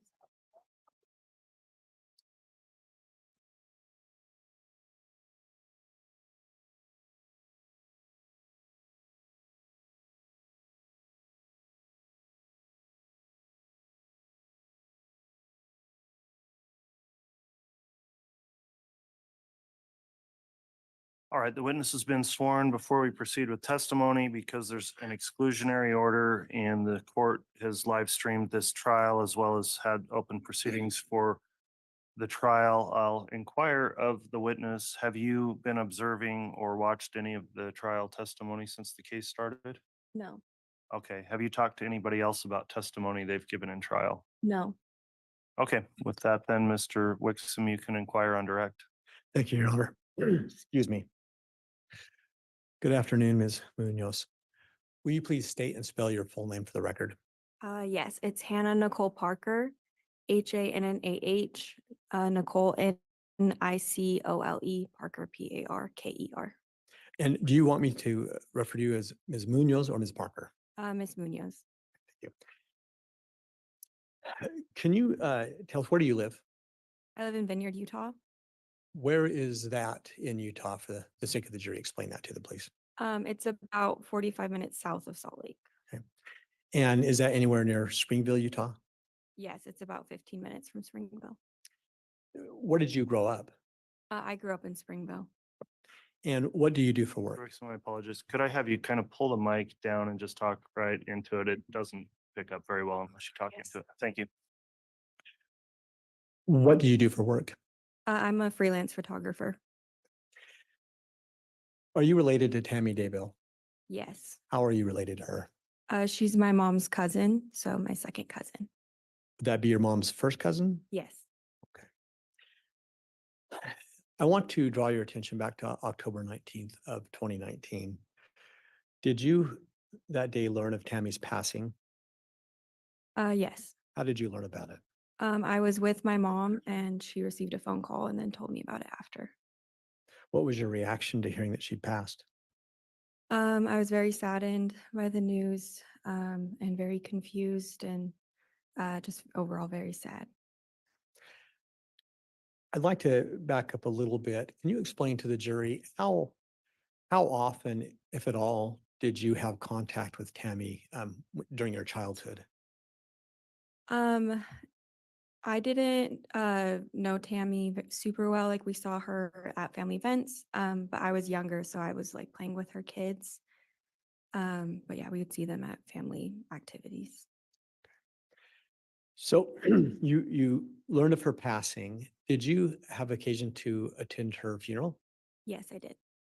The best you can recall, when was her funeral relative to her passing? It was a week after her passing-ish. You think, okay. Yeah. Did you also attend a viewing? Yes, I did. And where was the viewing at? It was at a church house in Springville. Is that the same place the funeral was held? Yes. When you went to the viewing, did you go by yourself or did you go with anybody else? I went with my sister and then I met family at the viewing. What other family did you meet at the viewing? I had my grandparents there, some aunts and uncles, and then my mom and dad came later. Did you have the opportunity while at that viewing to go through the viewing line? Yes, I did. How many times do you recall going through it that night? I went through twice. Who did you go through with the first time?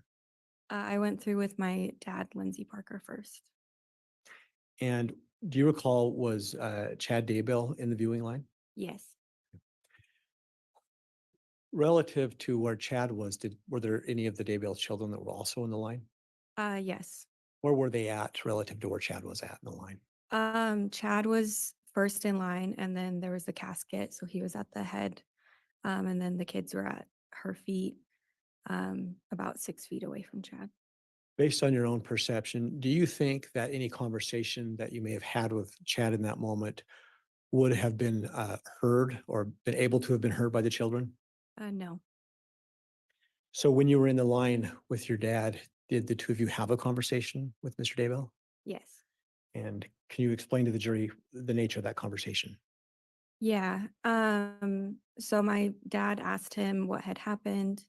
That said that he was confused. Judge, I'm going to object. There's levels of hearsay here.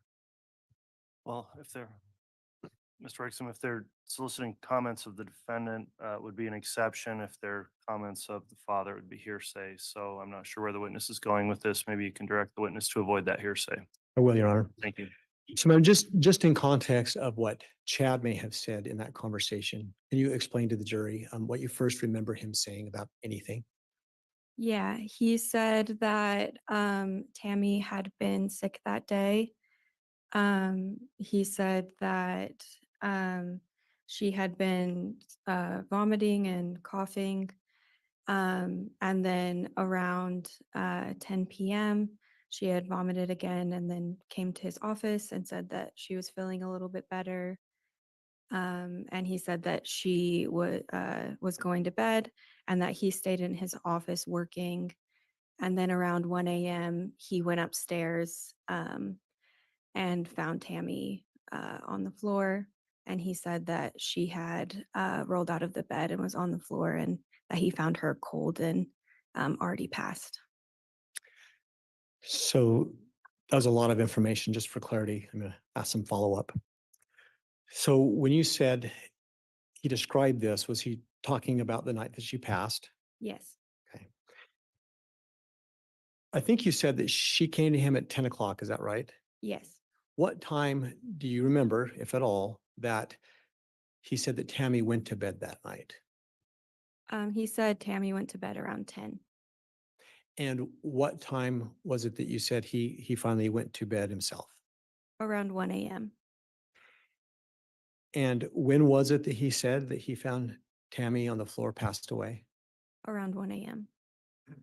So is there any question in your mind that that's precisely what he said? No.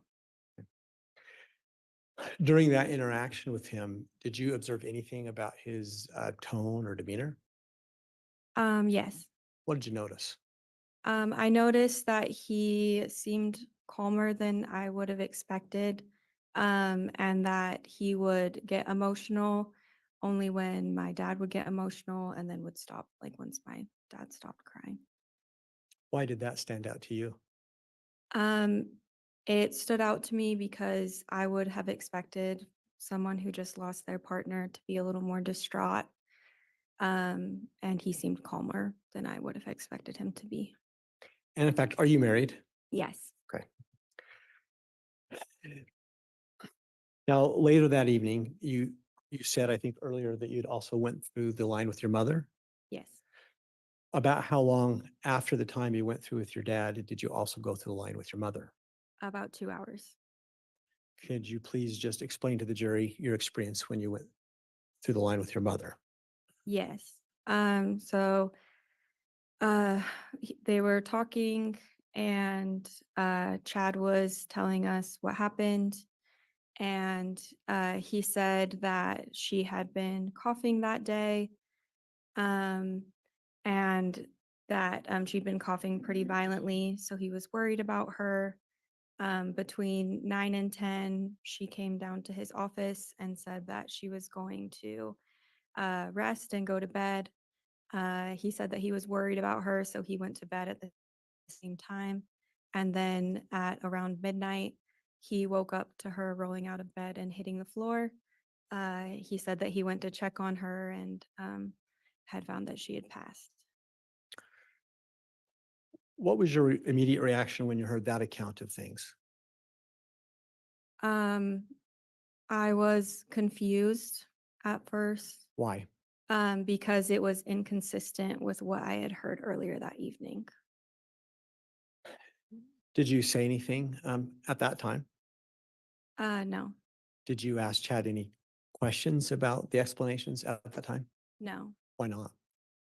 I was confused and I also didn't feel comfortable. The conversation was being had between Chad and my parents. So without saying anything that she may have said in response, did you later explain this difference to your mother Yes. and to anybody else? To my mom and then later to Samantha When did you first explain it to your mom? that night after the viewing.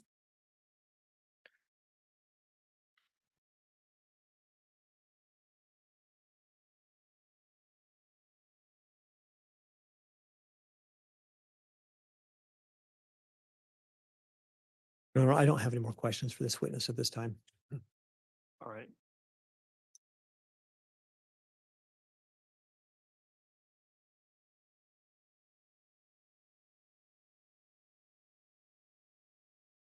Cross-examination, Mr. Pryor. Yep. Good afternoon.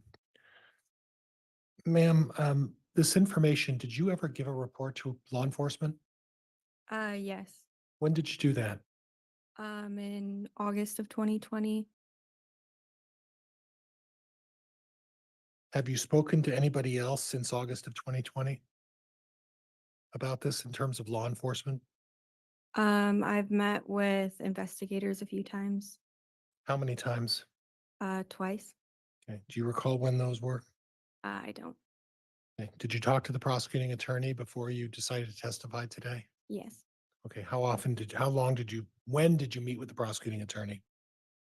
I met with him once about a month ago, and then this morning, And which prosecutor did you meet with? Rocky, Rocky. Do you know Rocky? outside of court proceedings, no. Okay.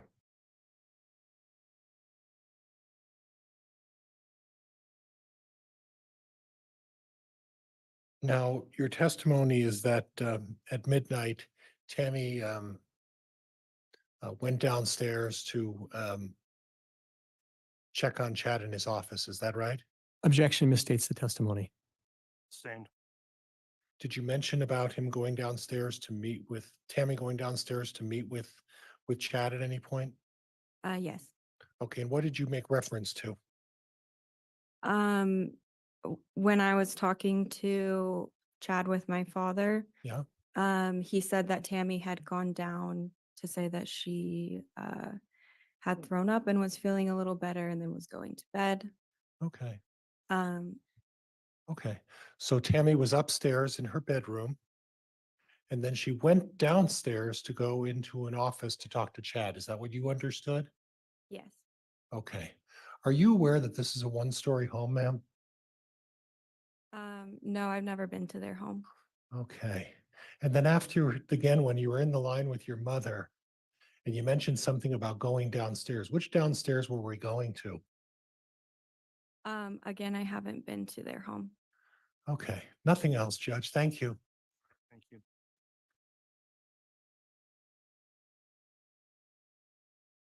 Any redirect?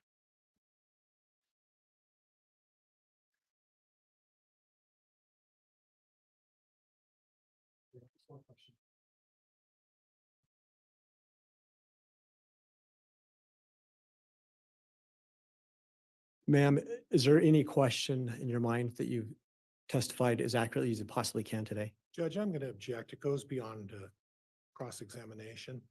Well, I'll sustain. I think that's actually an improper question. You can ask a different question if you like, Mr. Wixom. When you heard Mr. Daybell explain the events with your dad, did your dad ask him anything about the layout of the home? No, Did you ask him anything? no. Are you, do you doubt at all that he said that he? Judge, I'm going to object. He's trying to bolster the witness. It's inappropriate. Well, I'll let you finish the question, Mr. Wixom, and then I'll rule. Thank you. Is there any question in your mind that what Chad said to your dad was that Tammy had went downstairs? No. No further questions, Your Honor. Okay. That will conclude the testimony then of Ms. Munoz. Is she going to be recalled potentially by either side? Not by the state, Your Honor. Not by the defense, Judge. Thank you. Okay, if you're here under any subpoena, you're released from the subpoena. Thank you for appearing and testifying today. You can be excused.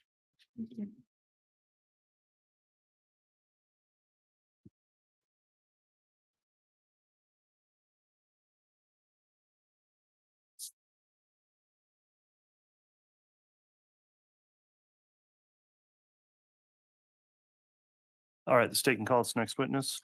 Your Honor, at this time, the state would call Patty later. If you know, how do you spell that last name, Mr. Wixom? I believe it's Later. Thank you.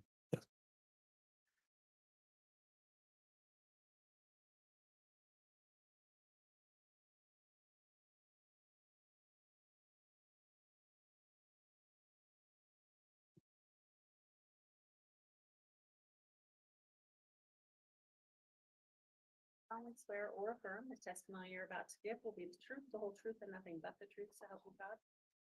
You.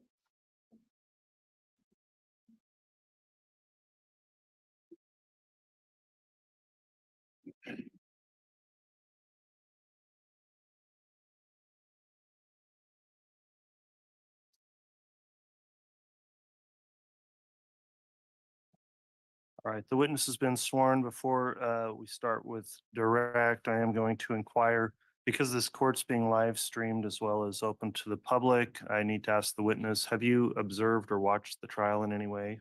No. Okay, have you discussed anybody else's testimony with them that they've given at trial? No. Okay, thanks for your responses, Mr. Wixom. You can inquire. Thank you, Your Honor. Ma'am, will you please state your full name and spell it for the record? It's Patricia Later, Patricia, Later, Later. Thank you. And ma'am, where do you live? I live in Spanish Fork, Utah, Where is that relative to Springville, Utah? just south of it. Have you ever lived in Springville, Utah? Yes, for many years. Which years did you live there? From, let's see, 1995 or 1996 until after high school. And then I moved to Denver and then came back and lived there. I've lived there. Ma'am, are you related to Tammy Daybell? Yes, I'm her first cousin. And did you have a strong relationship with her when you were younger? Sorry.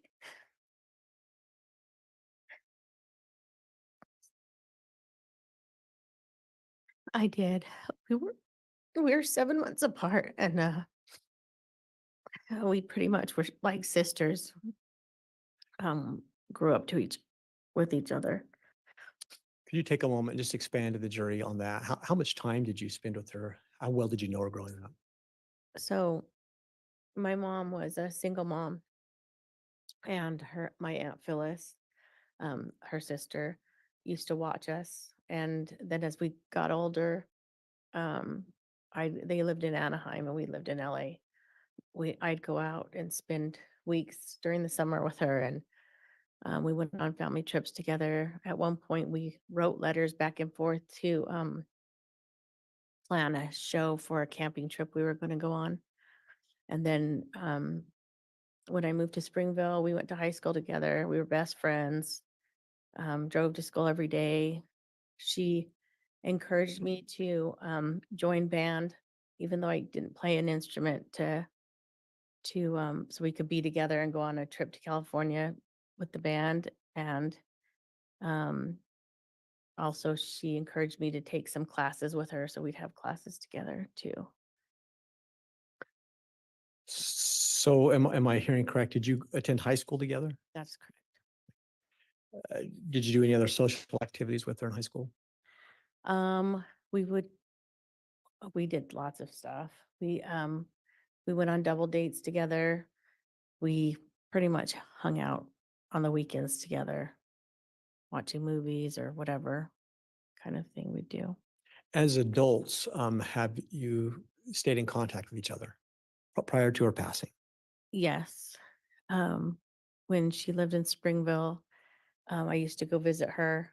Well, when I lived in Springville, we worked at the same school, elementary school, Art City Elementary, for about 2 years, I think. Art City Elementary. And she was the computer tech and I was teaching. I taught 5th grade for a year and then I taught 3rd grade. And she would come down and leave little notes.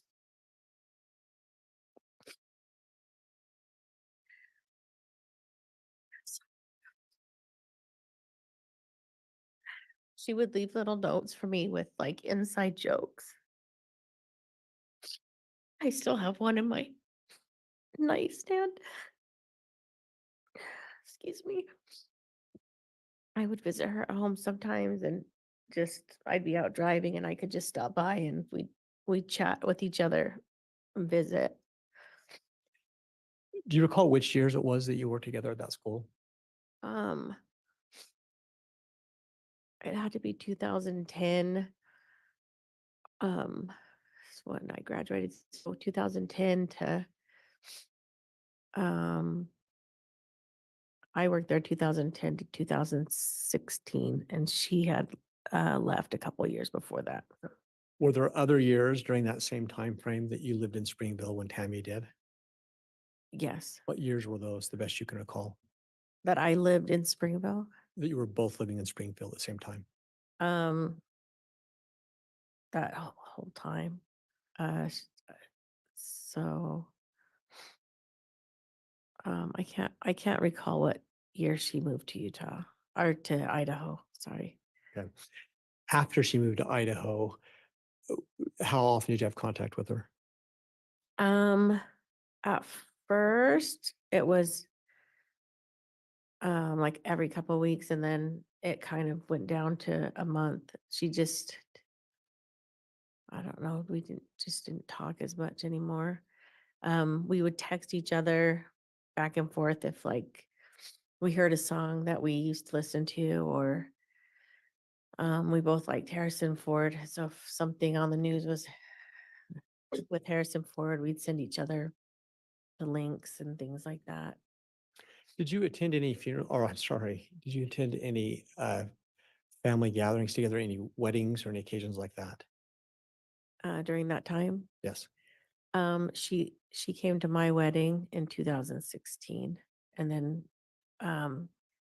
we attended a couple during the time she was in Idaho. Sorry, are you talking about when she was in Idaho? Any time since the time she moved to Idaho?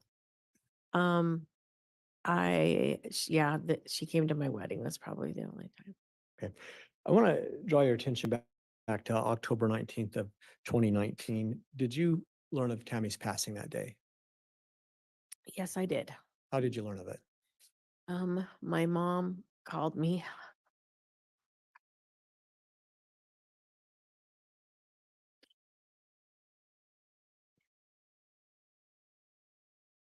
My mom called me on the phone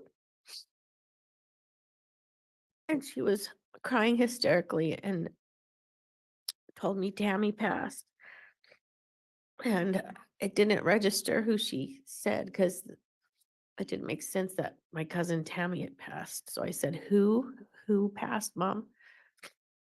And she said Tammy, and I still didn't make sense. And I said, who are you saying? And she said, Phyllis, my Aunt Phyllis called and told me that Tammy passed. Why was that confusing to you?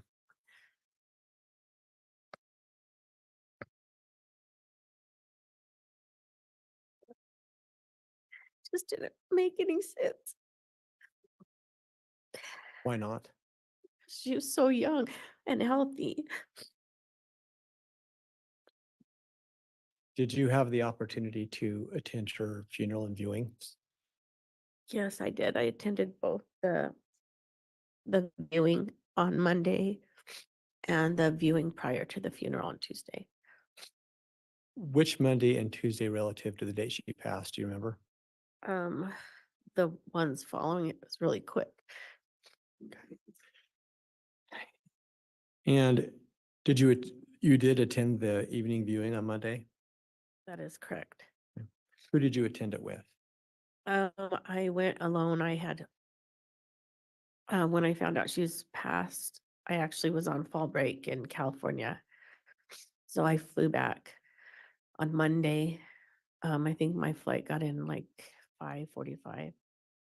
And then I went to the funeral or the viewing after that.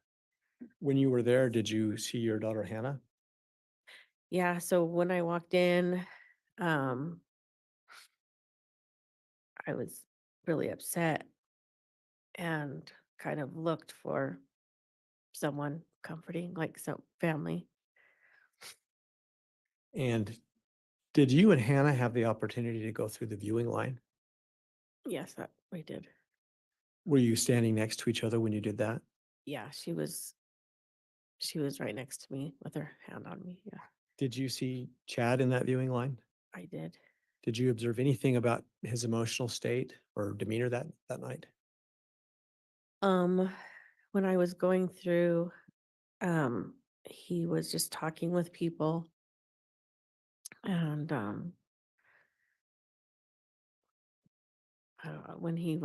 when someone would cry, he would cry, but he was mostly just visiting with whoever was coming up to him. Did anything about the way he was acting strike you as unusual? Um, I felt like he should have been more sad, I guess. Did you, at that point in time, did you engage him in any conversation? Well, I had gone through the line really quick the first time, and then the second time, I went through and hugged her kids, and then walked past the casket, and then went and talked to Chad. Uh, Was Hannah with you when you went to talk to Chad? yeah, yes, she was. Can you explain to the jury, what was it that you and Chad talked about? What did Chad say? I just went up to him and told him I was sorry for his loss, and we hugged, and I asked him what happened. Did he say?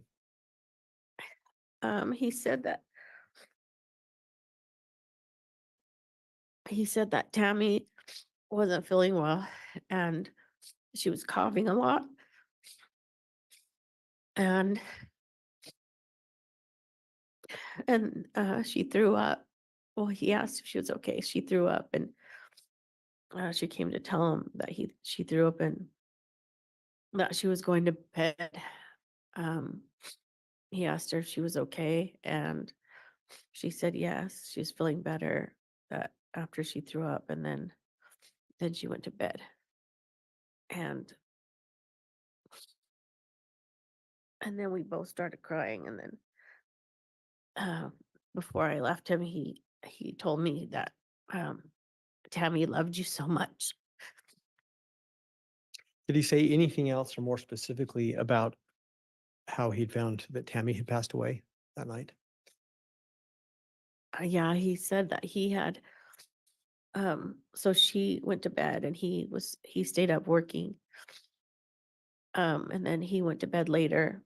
I think he said Tammy went to bed around 10 o'clock, and he went to bed later, and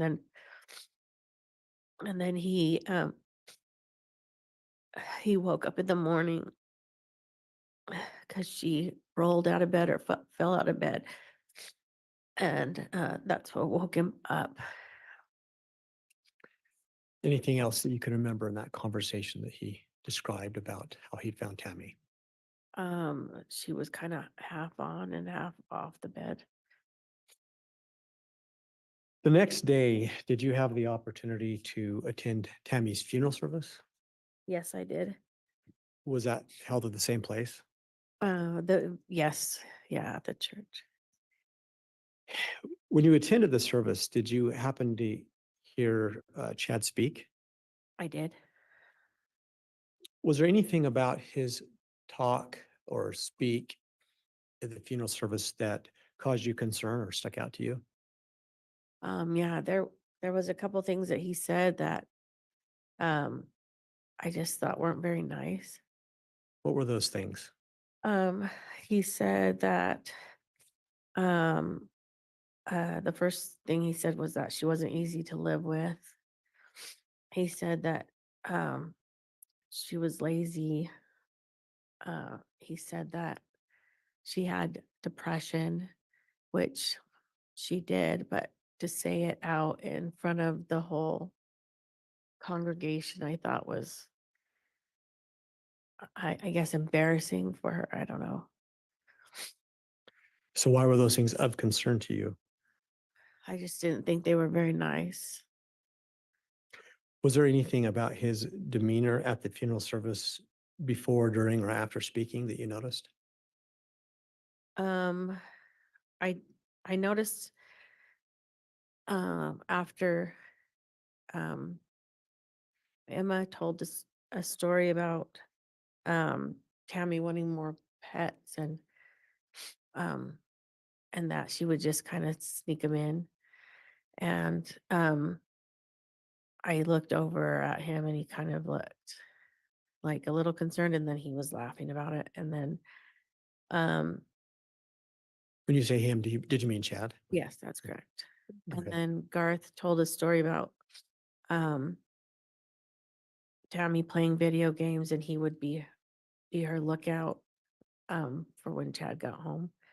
And same thing, he looked kind of like concerned and then he started laughing. But it was like a split second because I looked over at him to see if that was upset him because I would, I guess, be upset too, but he just laughed it off too. Sure. Why did those things that Emma and Seth had shared, why were they of concern to you? Um, so it was Emma and Garth. I just I just felt like they had to hide what they were doing. Tammy had to hide what she was doing from Chad. What do you mean by that? Like to be careful to not get in trouble, I guess. In trouble with who? Chad. Were there occasion when Chad and Tammy lived in Springville that you would go over to visit Tammy at her house? Yes. When you would go visit her, was there anything that you would notice in those interactions that caused you any concern about Chad? Judge, could I have some foundation as to time, date, year? Mr. Wixom. Sure. With respect to that question, can you think of a time that you went to Tammy's house and the best you can recall, let's tell the court and the jury, what year did this happen? So it was the same years that we lived in Springville. 1995 to till the time she moved to Idaho. So is it fair to say that you would visit her often at their home? Yeah, at least once a month, if not more. Were there any particular visits that you had that stand out, that you ever had concerns with Chad's behavior? And I'm asking you to try to recall when these were, if you can. I don't know specific dates, but when I would go visit, normally I just visit when Chad wasn't there, and I would stop by for a quick visit, and then it would end up being hours, and we'd visit about our kids and old memories and whatever. And um, eventually, Chad would get home. He would come in and sit next to her and put his hand on her knee and visit. But I always kind of got a feeling that I needed to go home, like at that time. Did he ever ask you to leave or that No. was just a feeling? Just a feeling. Was that a consistent thing that would happen when you'd go to her home? Yes. Was there ever anything that you were aware of that you had any tension or relationship issues with Chad that might make him feel that way? No. Your Honor, I don't have any more questions. All right, thanks, Mr. Wixom.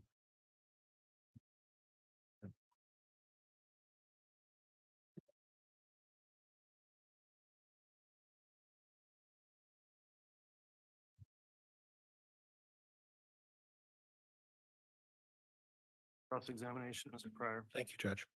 Ms. Lader, it sounds from what you testified to that you and Tammy knew each other quite well as you were both growing up at a young age, right? That is correct. And then in 2015, when Tammy and Chad moved with the family to Utah, that contact dissipated quite a bit. Would that be fair? Yes, when they moved to Idaho, that happened. Right. And would it surprise you to learn that we have Tammy's phone records and correspondence, all her electronic data? Would it surprise you to learn that in the last year of her life, we don't have any communications between you and her of any kind? I don't think I feel like that's not correct. Okay, you 'Cause- feel it's not correct, or do you know that there was no communication between you and her the last year of her life? We would message on Facebook and text. I don't think that's correct. Okay, so it's Facebook is what you're telling me. That's how you communicated with her? Messaging and, yeah. Okay. And she would call me. Now, when you were in the line on the first day of the services, you mentioned that you were there with your daughter, correct? Or with I- Ms. Munoz, I came in by myself and then she came up to me. but you were standing there with Miss Munoz when you went through the line together, is that right? Mhm. And at that point, what your testimony is that Chad told you at the time that he woke up in the morning and Tammy had fallen out of bed in the morning. Is that correct? Can you say that again? Sorry. That Tammy fell out of the bed and that she had passed away and then that he discovered her in the morning. Is that correct? Yes. Okay, and that she had been having a coughing fit all night. Is that right? She had been coughing prior to bed. Yes. Okay, and while you and Miss Munoz were standing there together, was there any discussion about Tammy or Chad going upstairs or downstairs in the house? I can't recall. Okay, so you don't recall that ever happening? I don't recall. I don't Okay. remember it. Okay, Judge, that's all I have. Thank you. Thank you. Any redirect? No, Your Honor. Okay, does either side intend to recall the witness? Judge, the state may call her in rebuttal. All right. With that in mind then, so there is an order, Ms. Lader, that prohibits witnesses from watching other witnesses' testimony during the trial, so please comply with that. In the event you're recalled, I'll be asking you if you have watched any of the other trial proceedings since you testified today. If you have watched them, then there might be an issue with you being able to testify or violating that court order. So with that, that will conclude then your testimony. You can go ahead and step down. Thanks, Your Honor.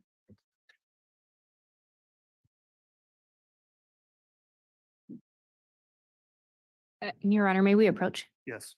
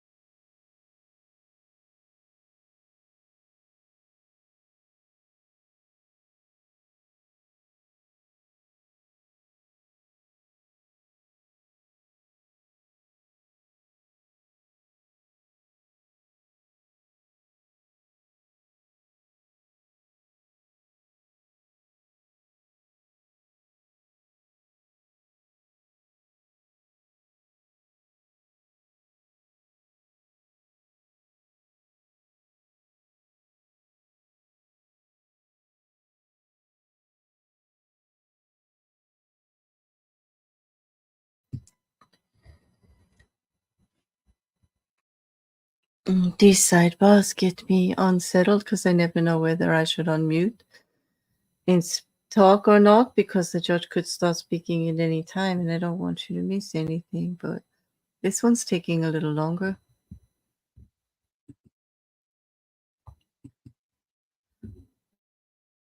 Welcome to our new member, High Inquisitor.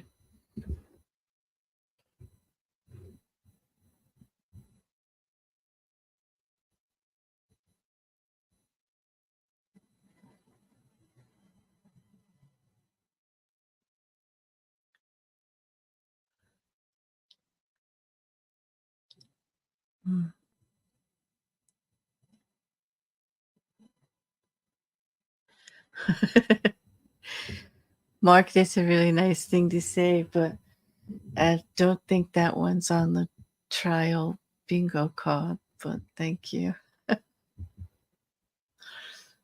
You guys are too kind.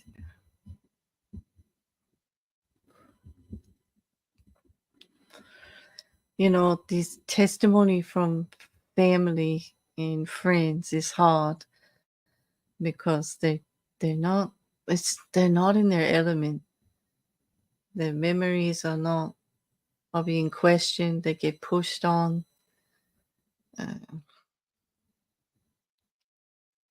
It is uncomfortable, and I did tear up when she started to cry because she is quite emotional and she misses her. They're back. All right, thank you. Ms. Blake, we had a sidebar there just discussing scheduling and the court's inquiry as to whether or not we're going to have another witness on the stand today. Could you address that, please? Yes, Your Honor. The state had requested a sidebar and had indicated to the court that today moved a little quicker than anticipated, where we had agreed to take tomorrow as a day off from the trial. The state's next witnesses, in order to accommodate their schedules, we have lay witnesses traveling from out of the area and an expert witness that we anticipate putting on the stand Wednesday. Because of that, and with tomorrow being off, in order to avoid holding witnesses over, we have them prepared to come in Wednesday.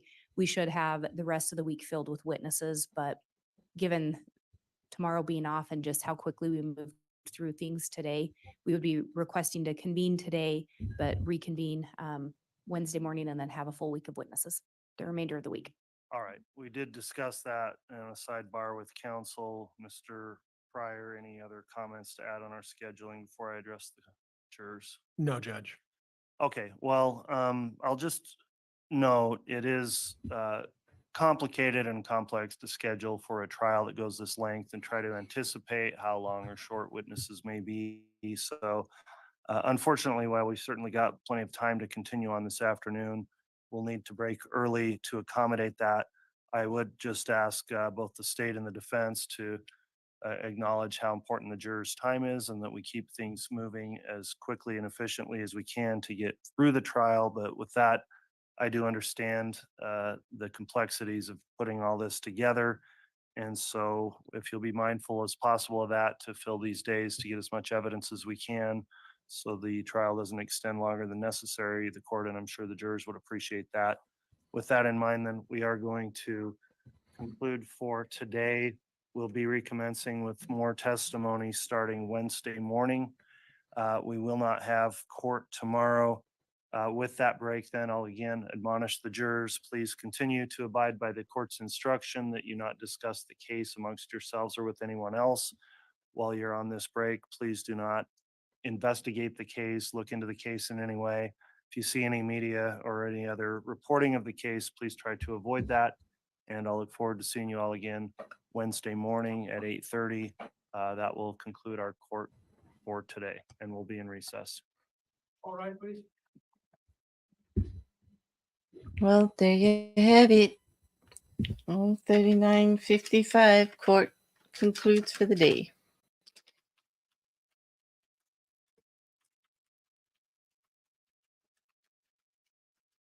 Until Wednesday morning.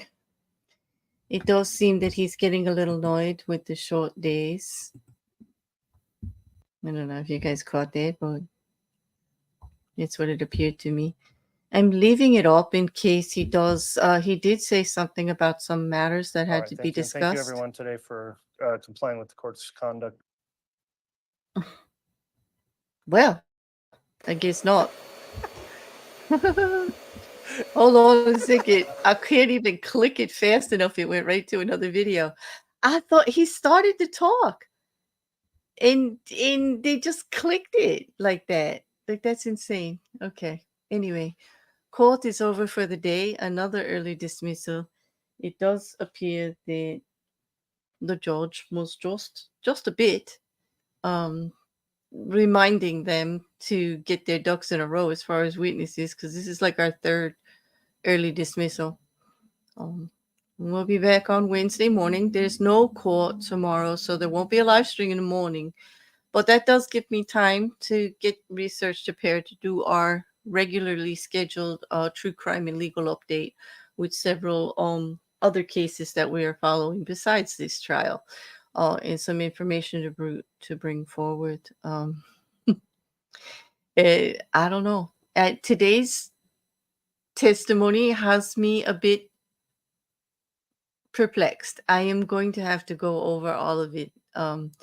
It was very interesting in the morning about the phone, the telephone, the cell phone rather, information, about the towers and about how the agent went forward in presented the information in easy to understand as to how they actually triangulated in this, that, what all the different terminology meant and everything. But basically just saying that when Alex Cox's phone was in the area, when Chad Daybell's phone was in the area, when Lori Daybell's, and what kind of engagement the three of them had with each other, which was, substantial. It would go against prior statements in his openings about Chad not knowing all of this, Well, anyway, the conspiracy part seems to be the foundation that's being led right now. We will be back on Wednesday morning. I hope you all have a good afternoon. Thanks, Hi, for becoming a murder minion. It's so cool of you. And thank you all for keeping me company and tolerating my tech issues and bumbles as we go forward. I'm hoping for a much smoother stream on Wednesday. The first part of Agent Balance's interview will be uploaded shortly, if not already. And I'll check the timestamps and all on it since it's been editing. And everybody have a great night. And I will talk to you all soon. Thanks again for keeping me company during this trial.